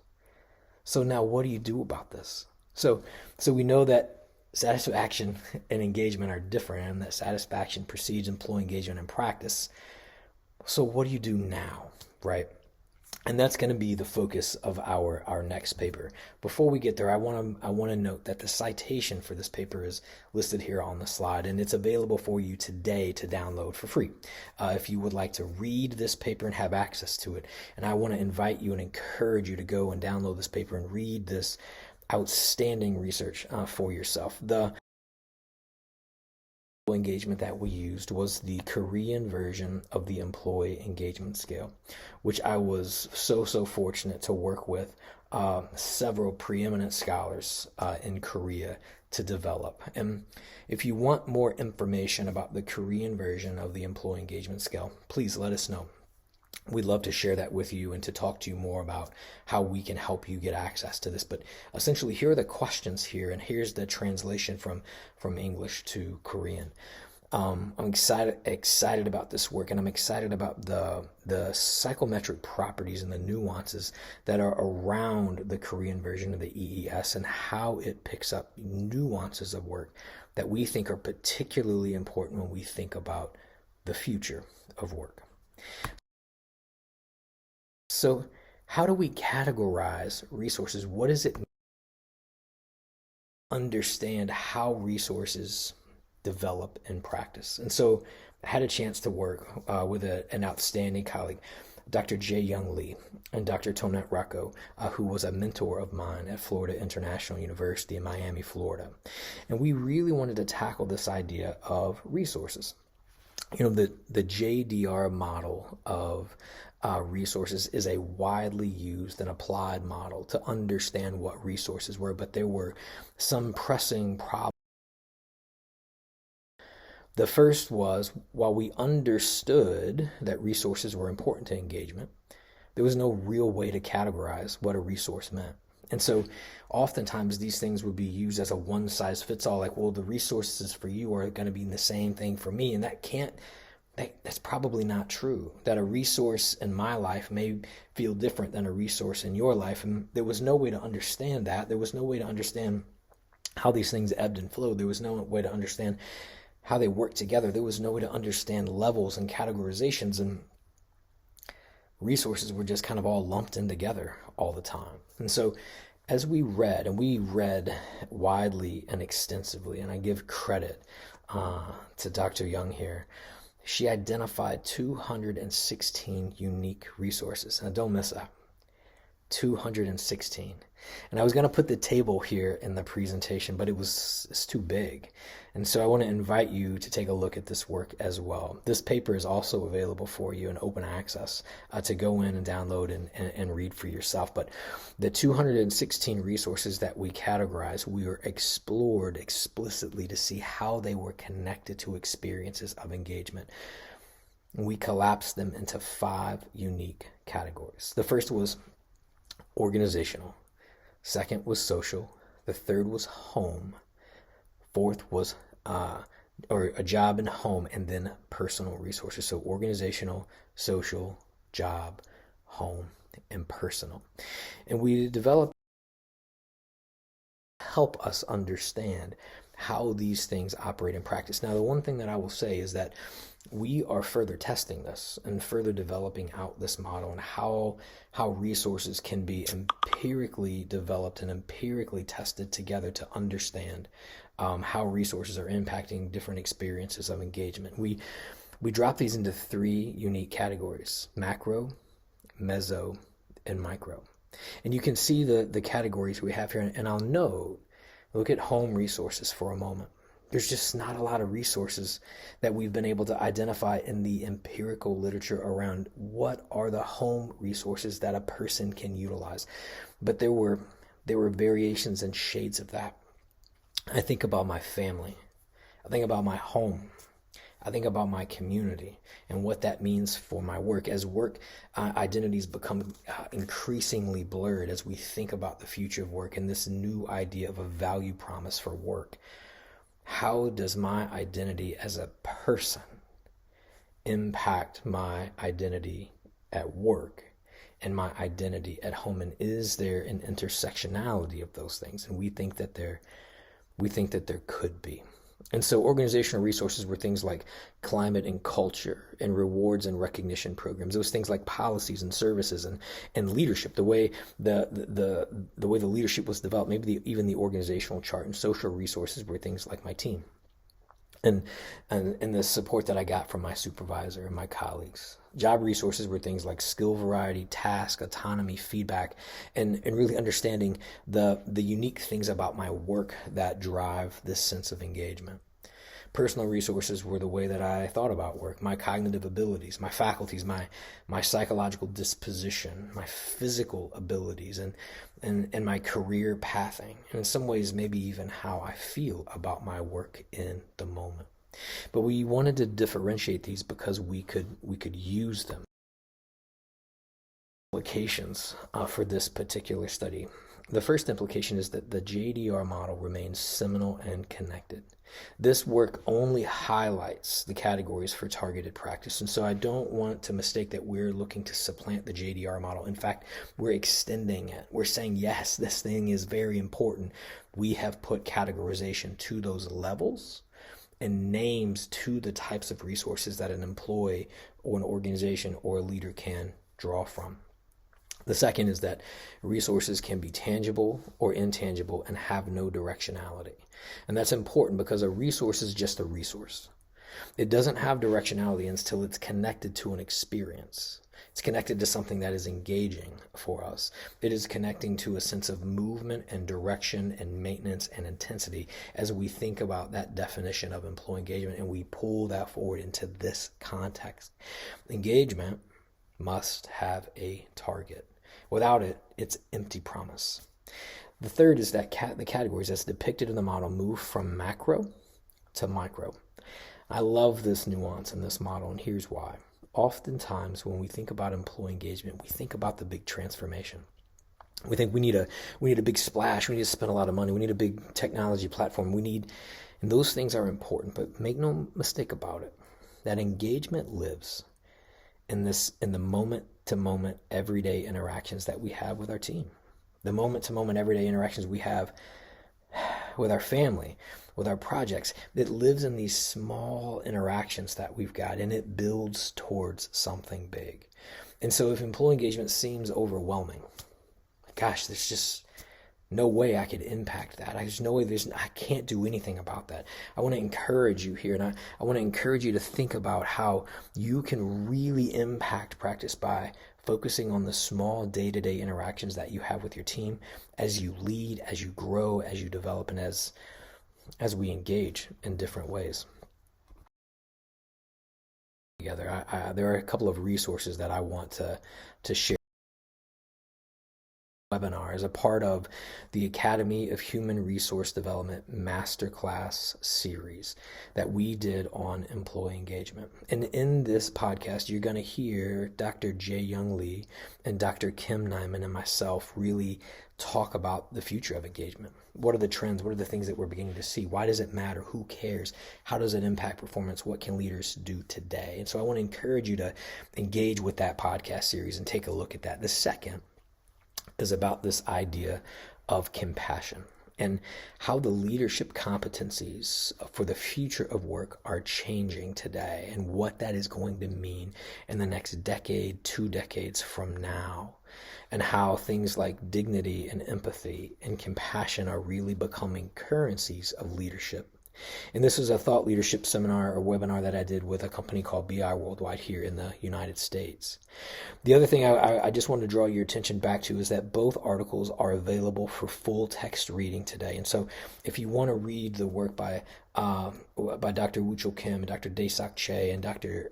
Jae-Young Lee and Dr. Tonat Rako, please download those articles and let us know what you think. Let us know what feedback you have and how this is going to impact even your own practice. And then if you need any additional information, I want to encourage you to engage with me on my Google Scholar account. If there's an article there that you need, or you want to know more about measurement or definition or how this thing has emerged, even for me personally, you can find all those articles available on Google Scholar. Lastly, again, I invite you to connect with me on the socials with YouTube, Twitter, LinkedIn, and Instagram. And I'm so excited. Listen, I want to encourage you.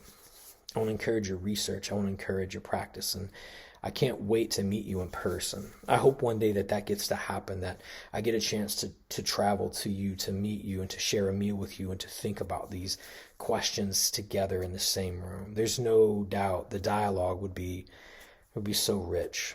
And I can't wait until there's an opportunity for us to do this work together. But I want to encourage you to be engaged with your research, to be engaged in the moment, and to think about how your work today is impacting the practice for tomorrow. Thank you so much for your time. I am so honored and so humbled. 중앙대학교 송혜덕입니다. 중앙대학교 홍화정 교수님과 조윤성 박사님을 대신해서 인플로이 인게이지먼트 세션에서 발표를 하고자 합니다. 제가 오늘 말씀드릴 인플로이 인게이지먼트에 관련된 이야기는요, 이 한국적인 상황에서의 인플로이 인게이지먼트입니다. 한국적인 상황에서의 인플로이 인게이지먼트, 과연 어떤 요인이 핵심적인 요인이 될 것인가 라는 질문을 던져보고 싶습니다. 이 질문에 답하기 위해서요, 저는 크게 퍼포먼스하고 릴레이션십이라는 이 두 가지 축에 대해서 말씀을 드리고자 합니다. 사실 직원 몰입, 인플로이 인게이지먼트의 중요성에 대한 강조는요, 최근 지속적으로 제기되어 왔습니다. 그 이유 중에 하나는요, 최근에 우리가 많이 강조하고 있는 디지털 트랜스포메이션을 들을 수 있을 것 같습니다. 급격하게 이런 첨단 테크놀로지들이 발전하는 것들을 볼 수가 있는데요. 과연 이런 것들이 실질적인 기업이라든지 조직에서의 성과로 창출되기 위해서는 많은 분들이 휴먼 캐피탈, 인적 자본의 중요성에 대해서 주목을 하고 있습니다. 인적 자본을 어떻게 잘 관리하고 또 유지하고 또 새로운 이런 인적 자원 개발에 대한 전략들을 창출할 것인가가 중요하다라고 이야기를 하고 있는데요. 인재에 대한 관심은 사실 이전부터 있어 왔었죠. 우수한 인재를 선발해서 고용하는 것, 지원해 주는 것. 그런데 이런 이 4차 산업혁명 시대에 모든 것이 불확실한 이런 시대에 있어서는요, 조직 구성원들이 자기가 가지고 있는 모든 역량을 충분히 발현시킬 수 있도록 하는, 노력할 수 있도록 하는 것, 바로 이 직원 몰입이 중요해지고 있습니다. 실질적으로 직원 몰입에 대한 연구들은요, 이 직원 몰입이 많은 조직과 관련된, 조직 효과성과 관련된 변인들의 선행 변인임을 이야기를 하고 있습니다. 예를 들어서 조직 시민 행동이라든지요, 팀 성과, 조직 성과, 혁신에 있어서 선행되는 변인으로서 직원 몰입의 중요성을 이야기하고 있습니다. 또 직원 몰입이 높은 조직인 경우에, 직원 몰입이 높은 개인의 경우에는요, 고객 만족도라든지 수익성, 영업이익률, 생산량이 높아진다라고 보고를 하고 있습니다. 그렇다면 이 전 세계적으로 이런 직원 몰입의 수준은 어느 정도 될까요? 네, 이 몰입과 관련해서 가장 지속적으로 보고서를 제시하고 있는 갤럽의 연구를 한번 잠깐 살펴볼 수 있을 것 같습니다. 갤럽에서는요, 지난해에 그 State of the Global Workplace, 세계의 이런 글로벌한 수준에 있어서 이 몰입에 대한 수준들을 보고를 했습니다. 우리나라의 경우는요, 전체 지금 세계 평균이 20%인데 우리나라는 약 12%다라고 이야기를 하고 있습니다. 미국이 34%고 또 세계적인 몰입 수준이 20%다라고 얘기하면 우리나라의 몰입 수준은 상당히 낮다라고 말씀을 드릴 수 있고요. 실질적으로 이 몰입은요, 이 몰입은 그 반대되는 연속선상에 있어서 이런 그 우울이라든지 근심, 소진 이야기들을 많이 얘기합니다. 우리나라는 이 몰입 수준이 낮은 만큼 매일 경험하는 우울과 근심 역시 세계 최고 수준이라고 얘기를 하고 있습니다. 이 또 다른 조사에서도요, 이 한국 조직 구성원들의 몰입 수준은 전 세계 평균이 7.0보다 낮은 6.5 정도를 보고하고 있습니다. 직원 몰입이 낮다, 혹은 이 몰입이 낮다라고 하는 것의 문제점은요, 바로 이 관련된 지표인 활력, 동기, 충성도, 직무 만족도, 헌신 등에 있어서도 이 몰입이 낮은 경우에 동시에 저하되는 경향을 보실 수가 있습니다. 결국 이 몰입을 어떻게 관리하느냐가 중요하다라고 얘기를 할 수 있는데요. 실질적으로 이 몰입은요, 근로자의 노동 생산성에도 영향을 미치고 있습니다. 한국의 경우 연간 평균 근로시간이 1908시간으로 OECD 평균인 220시간보다 OECD 평균보다도 220시간이 높다라고 얘기를 하고 있는데요. 근로자당 노동 생산성은 OECD 평균이 100이다라고 얘기했었을 때 80 정도가 보고되고 있습니다. 그리고요, 근로시간당 노동생산성 같은 경우에는 더 낮아서 70점 정도를 보고를 하고 있습니다. 이러한 낮은 몰입 수준은 바로 이 생산성 하락뿐만이 아니라요, 조직의 효과성 하락, 또 더 나아가서는요, 이 부정적인 정서가 구성원들의 일빙이라든지 구성원들의 관계성을 약화시키는 문제점을 제기한다라고 말씀을 드릴 수 있습니다. 이런 이 변화하는 시대에 있어서 휴먼 캐피털의 관리라는 이런 측면에 놓고 봤었을 때 이 몰입을 적정하게 관리하는 게 중요하다라고 말씀을 드릴 수 있는데요. 그렇다면 몰입은 과연 어떤 요인으로 구성되어 있는가라는 점에 저희가 주목을 해볼 필요가 있습니다. 재미있는 점은요, 이 몰입과 관련되는 것은 특히 이 직원 몰입은 조직에서의 몰입을 말합니다. 이 조직이다라고 얘기하는 것은요, 컨텍스트, 문화, 국가를 전제로 하지 않을 수가 없습니다. 그래서 이 직원 몰입은 국가나 문화별 특성에 따라서 그 몰입과 관련된 핵심적인 구인이 달라지게 나타난다는 겁니다. 그래서 한국적인 상황에서의 몰입이다라고 얘기를 한다면요, 우리가 일반적인 상황에서의 몰입, 다른 서구 여러 나라에서 제시된 어떤 신뢰로운 측정 도구가 있다라고 한다면 그런 것을 참조할 수도 있지만, 정확하게 말해서는요, 이 한국적인 상황에서의 몰입을 좀 여러 가지 관점에서 조망해보고 핵심적인 개념을 찾아내는 것이 굉장히 중요하다라고 말씀을 드릴 수 있습니다. 실질적으로 이 국가 문화 간 비교 연구에 의하면은요, 이 국가 문화에 있어서의 이런 이 문화는요, 개인주의냐 집합주의냐, 권력거리가 어느 정도 되느냐, 남성성과 여성성 중에 어떤 것을 강조하는가, 그리고 불확실성을 수용하는가 회피하는가에 따라서 국가문화는 달리 규정된다라고 얘기를 하고 있습니다. 그리고요, 그런 적인 측면에서 이 권력거리가 낮을수록, 권력거리가 평등할수록, 그 다음에 이 사회적인 지원이 많이 활성화된 이런 그 집합주의 문화가 활성화된 곳에 있어서 네, 예, 보면은 직업 몰입이 훨씬 더 잘 촉진된다라는 이런 연구 결과도 있습니다. 그렇지만 현재까지 진행된 몰입 측정은요, 이 문화적인 특성들에 대한 고려가 충분히 이루어지지 않은 채 수행되었다라는 점에서 문제가 있습니다. 실질적으로요, 그 몰입과 관련돼서 특히 직무 몰입과 관련돼서 가장 많이 활용이 되고 있는 이 유트레이트 스케일 같은 경우에서도요. 네, 이 보면은 이러한 스케일들이 일본 구성원들에 있어서는요 적절치 않다라는 이런 연구 결과가 보고가 되고 있습니다. 그럴 수밖에 없는 것이 보면은 일본인들의 경우에 예를 들어서 네, 이 네덜란드라든지 혹은 미국에서 강조되는 이런 조직에서의 분위기, 문화 이런 것들을 고려되지 않고 예, 어느 한 측면에서 몰입을 측정한다라고 하면은 네, 해당되는 문화에서의 이런 몰입의 역동성, 다양성을 측정하기 어렵다라는 문제점을 제기를 할 수가 있습니다. 그래서 이 몰입과 관련돼서는요, 이 여러 가지 관점들을 충분히 녹여내서 이 몰입에 대한 요인들을 탐색하는 것이 필요하다라고 말씀을 드릴 수 있습니다. 이 직업 몰입과 관련된 이런 종래의 연구들은요, 주로 욕구 만족 관점, 그 다음에 소진에 대한 반대적인 이런 개념에서 또 이 직무 몰입과 조직 몰입의 이런 통합적인 관점에서 다차원적인 관점에서 연구가 많이 되었고요. 또 이 만족 몰입 관점에서도 연구가 되었습니다. 그렇지만 이런 한국적인 상황에서의 몰입을 얘기를 한다면요, 한국적인 상황에서 강조되고 있는 이런 조직 가치에 대한 고려가 필요하다라고 말씀을 드릴 수 있습니다. 그 중에 한 가지는요, 그런 대표적인 조직 가치 중에 하나는 바로 조직에서의 성과를 강조하는 관점이라든지요, 혹은 이 조직 구성원 간의 관계를 강조하는 이런 관점들을 들 수가 있습니다.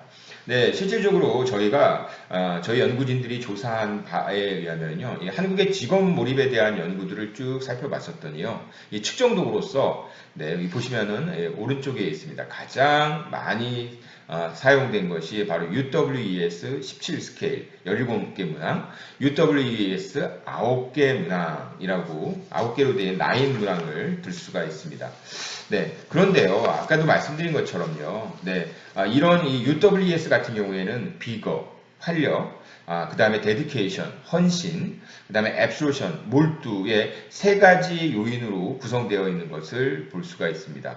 그런데 일본 같은 경우에는요, 이 3가지 요인이 다 나타나지 않고 있다는 겁니다. 한국적인 상황에 있어서도 마찬가지라는 겁니다. 그런데 이렇게 이 측정 이런 구인들이 이런 이 국가라든지 문화적인 특수성이 고려되지 않은 채로 나타난 점수들, 이 몰입 지수가 과연 한국인의 몰입을 얼마만큼 정확하게 설명해낼 수 있을까라는 이런 점이죠. 네, 이론적인 측면에 있어서 새로운 고민이 필요하다라는 거고요. 이게 바로 저희가 오늘 발표하는 바의 핵심이다라고 말씀을 드릴 수가 있습니다. 그래서요, 저희들은 이 연구에서는요, 이 한국의 특성 및 조직 맥락을 반영한 직업 몰입 측정 도구에 대한 필요성, 개발 필요성이 있다라는 겁니다. 그렇다면은 지금까지 우리가 그 몰입을 설명했었던 욕구에 대한 만족, 소진에 대한 반대되는 개념, 혹은 개인이 아닌 개인의 직무뿐만이 아니라 이 조직과 같은 이런 2가지 차원을 고려해야 된다라는 이런 관점 이외에도 한국인의 몰입을 강조할 수 있는 그런 이론적인 관점, 구인들에 대한 고려들이 필요하다는 겁니다. 그 중에 한 가지가 저희는 우리들이 흔히 말하는 게 있습니다. 열심히 한다라고 얘기했었을 때, 자, 같이 함께 열심히 하자, 얘기를 하면서, 우리가 남이가, 라는 이런 말들을 기억을 하실 겁니다. 바로 우리성이다라고 얘기하는데요. 바로 이러한 관계성에 대한 부분들도 고려가 될 수 있지 않냐라는 거죠. 그래서 저희가 지금, 이 연구에서, 말씀드리고자 하는 바는, 한국적인 조직 맥락을 반영하는 직업 몰입의 개념과 구조는 어떠한가? 그 다음에 만약에 그런 개념과 구조가 있다라고 하면요, 이러한 것에 대한 척도와 문항은 어떻게 구성될 수 있냐? 그리고 그 특징은 어떠한가에 대해서 살펴봤습니다. 자, 이를 위해서 한국형 직업 몰입에 대한 척도 개발이 모형 일반적인 우리가 말하는 그 척도 개발 모형에 따라서 진행이 되었고요. 저희는 여기서 크게 두 가지에 대해서 좀 말씀을 드리고자 합니다. 첫 번째 연구는요, 조직에 있어서의 성과를 강조하는 몰입 척도입니다. 이거는 이 한국적인 이 조직 맥락에서 조직에 대한 가치 또 성과를 강조하는 몰입이 구체적으로 어떤 요인들로 구성되어 있는가라는 점을 살펴보고자 하는 것인데요.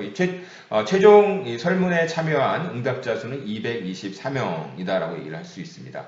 자, 그 결과 저희들이 크게 4가지 요인들을 도출해 냈는데요. 성과 중심 몰입 척도의 요인들입니다. 첫 번째는 조직 지향 몰입입니다. 조직에 대한 긍정적인 감정. 자신과 조직에 대한 심리적인 연계성을 인식하는 거고요. 두 번째는 정서적인 몰입입니다. 일에 대한 긍정적인 의미인식을 바탕으로 해서 활력적으로 직무를 수행하는 겁니다. 세 번째가 바로 성과 추구 몰입입니다. 성과에 대해 초점을 두고 업무를 지속적으로, 그 다음에 성과를 높이기 위해서 다양한 시도를 하는 것이다 라고 말씀을 드릴 수 있고요. 네 번째가 바로 인지적인 몰입입니다. 자, 그래서 구체적으로 저희가 그 연구 결과를 좀 잠깐 몰입에 대한 문항들을 한번 잠깐 보여드리도록 하겠습니다. 자, 지금 보시는 것처럼요, 이 지금 척도가 있습니다. 이 척도에 나타나 있는 것처럼요, 총 22가지 문항입니다. 22가지 문항이고요. 이 문항이 크게 4가지로 묶여 있는 것을 보실 수가 있습니다. 이 문항들을 살펴보면요, 이 조직 지향 몰입에 있어서 우리가 흔히 얘기했었을 때요, 이 몰입은 아까도 말씀드린 것처럼 비거, 데디케이션, 앱솔션, 그러니까 활력, 헌신, 몰두 요인들을 많이 얘기를 하죠. UWES는요. 그 외에도 EES 같은 경우에는요, Employee Engagement Scale 같은 경우에는 석, 우리 앞에서 말씀드린 교수님이 말씀하신 이 석 교수의 이런 발표를 살펴보면은 거기는 보면 이제 인지, 정서, 행동을 이야기를 하고 있습니다. 자, 그렇다면 여기서 살펴보는 것처럼 한국적인 상황에 있어서의 몰입은 4가지라는 겁니다. 인지, 정서는 그대로 들어간다라고 볼 수 있는데요. 재밌는 게 다차원적으로 조직이 들어간다는 겁니다. 조직이 들어가는 거고요. 한 가지 더요. 한 가지 더는 뭐냐면 바로 퍼포먼스 오리엔테이션이라는 겁니다. 성과를 추구한다라는 겁니다. 자, 그래서 조직 지향 몰입에 해당이 되는 것은 예를 들어서 이런 거죠. 나는 우리 조직에 있는 것을 좋아한다. 나는 내 조직에서 일하게 돼서 자랑스럽다 라는 거고요. 성과 추구 몰입은요, 나에게 주어진 직무가 어렵더라도 어떻게든 완수한다. 나는 일을 할 때 조직이 얻을 수 있는 성과를 고려해서 일을 한다. 뭐 이렇게 되어 있습니다. 지금 보시는 것처럼요, 이렇게 한국인이 강조하는 몰입의 그 대표적인 이런 요인들로서 4가지를 말씀을 드릴 수가 있습니다. 자, 또 다른 겁니다. 과연 이 조직에서 강조하는 이런 성과 말고 다른 측면에서의 몰입은 어떻게 설명될 수 있냐라는 거죠. 그 다른 측면은 바로 관계성입니다. 자, 여기는 한국적인 조직 맥락에서 나타나는 관계지향 조직 몰입의 그 직원 몰입의 구체적인 요인들을 찾아내기 위해서 저희가 먼저 심층 면담을 하고요. 그 다음에 45개의 예비 문항을 개발한 후에 총 궁극적으로는요 30개의 문항을 유지하게 됩니다. 여기서 나타난 몰입은요 크게 6가지 차원이다라고 말씀을 드릴 수 있습니다. 한 가지는요 조직 차원입니다. 조직 차원에서 관계인지, 관계정서, 관계행동이라고 말씀드릴 수 있고요. 직무 차원에서입니다. 직무인지, 직무정서, 직무행동이라고 말씀을 드릴 수 있습니다. 조금 더 구체적으로 말씀을 드리고 있겠습니다. 이 관계인지 같은 경우는요, 바로 나의 상사 및 동료는 조직의 목표 달성에 집중하기 위해서 서로를 돕는 방법을 알고 있다. 비전을 공유하고 있다. 목표와 관련된 이야기를 나눈다와 같이 이런 이 조직과 관련된 상사 동료와 조직 목표 및 비전을 공유를 하고요. 인지죠. 그 다음에 이런 것을 위한 인지적인 집중을 하고 또 동일한 목표하고 업무나 태도를 갖는다라는 것을 말씀을 드릴 수 있습니다. 관계정서는요, 상사나 동료와의 심리적인 연결성, 또 친밀성, 네, 관심을 교환하는 것을 말하는데요.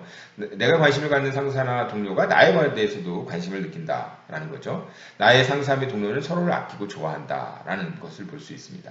관계 행동은요, 상사나 동료와의 긍정적인 네트워크를 형성하려고 유지하려고 노력하는 것, 실질적으로 협업하는 것, 또 상호 격려하는 것을 들 수가 있습니다. 나의 상사 및 동료는 좋은 관계를 유지할 수 있도록 서로 돕는다. 나와 상사 및 동료는 협동해야 하는 일이 있는 경우에는 돕는다라는 것을 볼 수 있습니다. 자, 지금 저희가 지금 이 관계성과 관련된 이런 구체적인 요인들에 대해서 말씀을 드렸습니다. 자, 그러면은 이제 이쯤에서요, 저희가 아까 말씀드린 것처럼 이 두 가지 이 직업 몰입과 관련된 구인들에 대해서 좀 함께 고찰을 해보고자 합니다.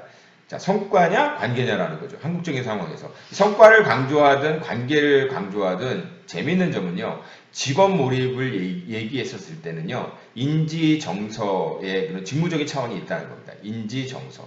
관계 중심 직업 몰입에 있어서도요, 직무적인 차원에서 인지 정서 행동 몰입이 있습니다. 행동 몰입이 있다. 자, 공통점입니다. 그리고 자, 성과 중심 직업 몰입 같은 경우에는요, 조직 지향이고 또 성과를 강조한다라는 것을 볼 수 있습니다. 이 세로 축으로요. 자, 그러면 여기서도 그 다음에 관계 중심에서는요, 바로 이 조직과 관련해서 관계 인지, 관계 정서, 관계 행동을 들 수 있습니다. 바로 이거는 조직적인 차원입니다. 조직적인 차원도 둘 다 공통적으로 존재한다라는 것을 볼 수 있고요.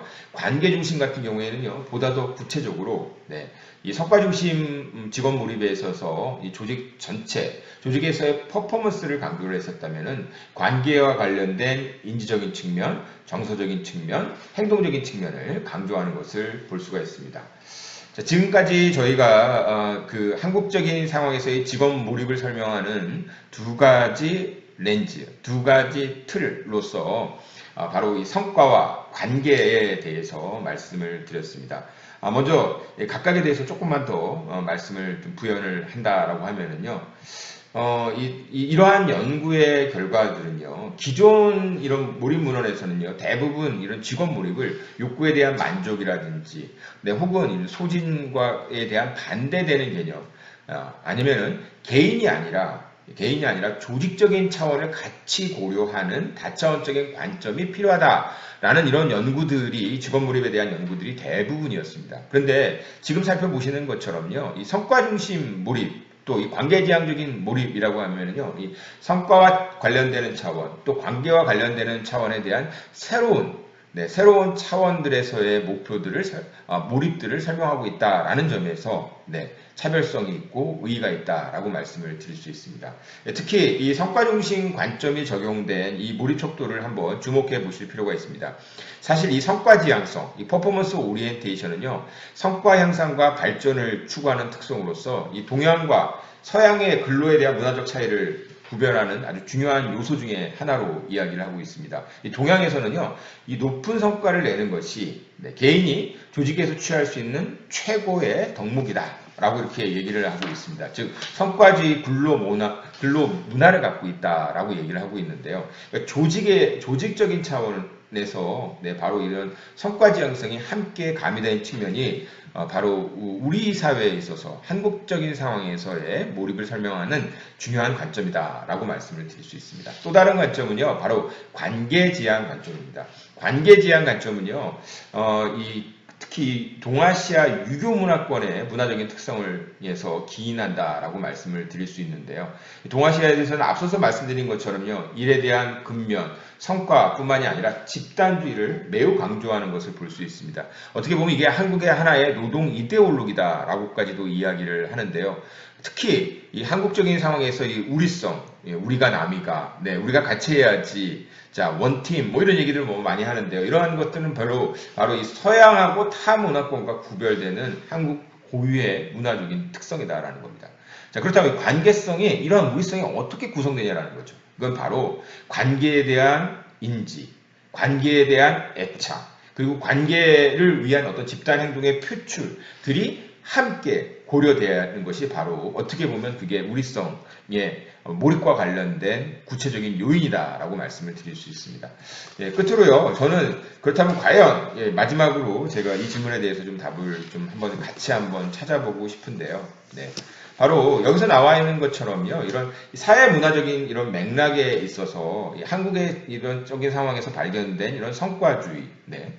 그 다음에 이런 관계주의가 과연 둘 중에서 어떤 것이 이 한국적인 상황에서의 몰입을 더 잘 설명할 것이냐라는 거죠. 저희가 이 구인을 살펴봤다라고 한다면요. 저는 이 시대적인 특징과도 굉장히 관련성이 있다라고 봅니다. 우리나라가 이 산업화 혁명을 거치면서요, 이 조직에서의 이 성과를 강조하는 입장들이 굉장히 많이 있었습니다. 그런데 이 4차 산업혁명 시대에 우리가 이야기를 하면서 4차 산업혁명 시대 같은 경우에는요, 모든 것이 불확실한 시대고요. 직장에서의 평생 고용이 보장되지 않는 시대입니다. 네, 이런 시대에서는요, 조직에서에 대한 가치 이런 것보다는요, 자기하고 의미 있는 관계를 맺는 파트너로서의 조직을 생각할 수 있습니다. 그 조직은 나하고 관계를 맺는 상사하고 동료일 수 있다는 거죠.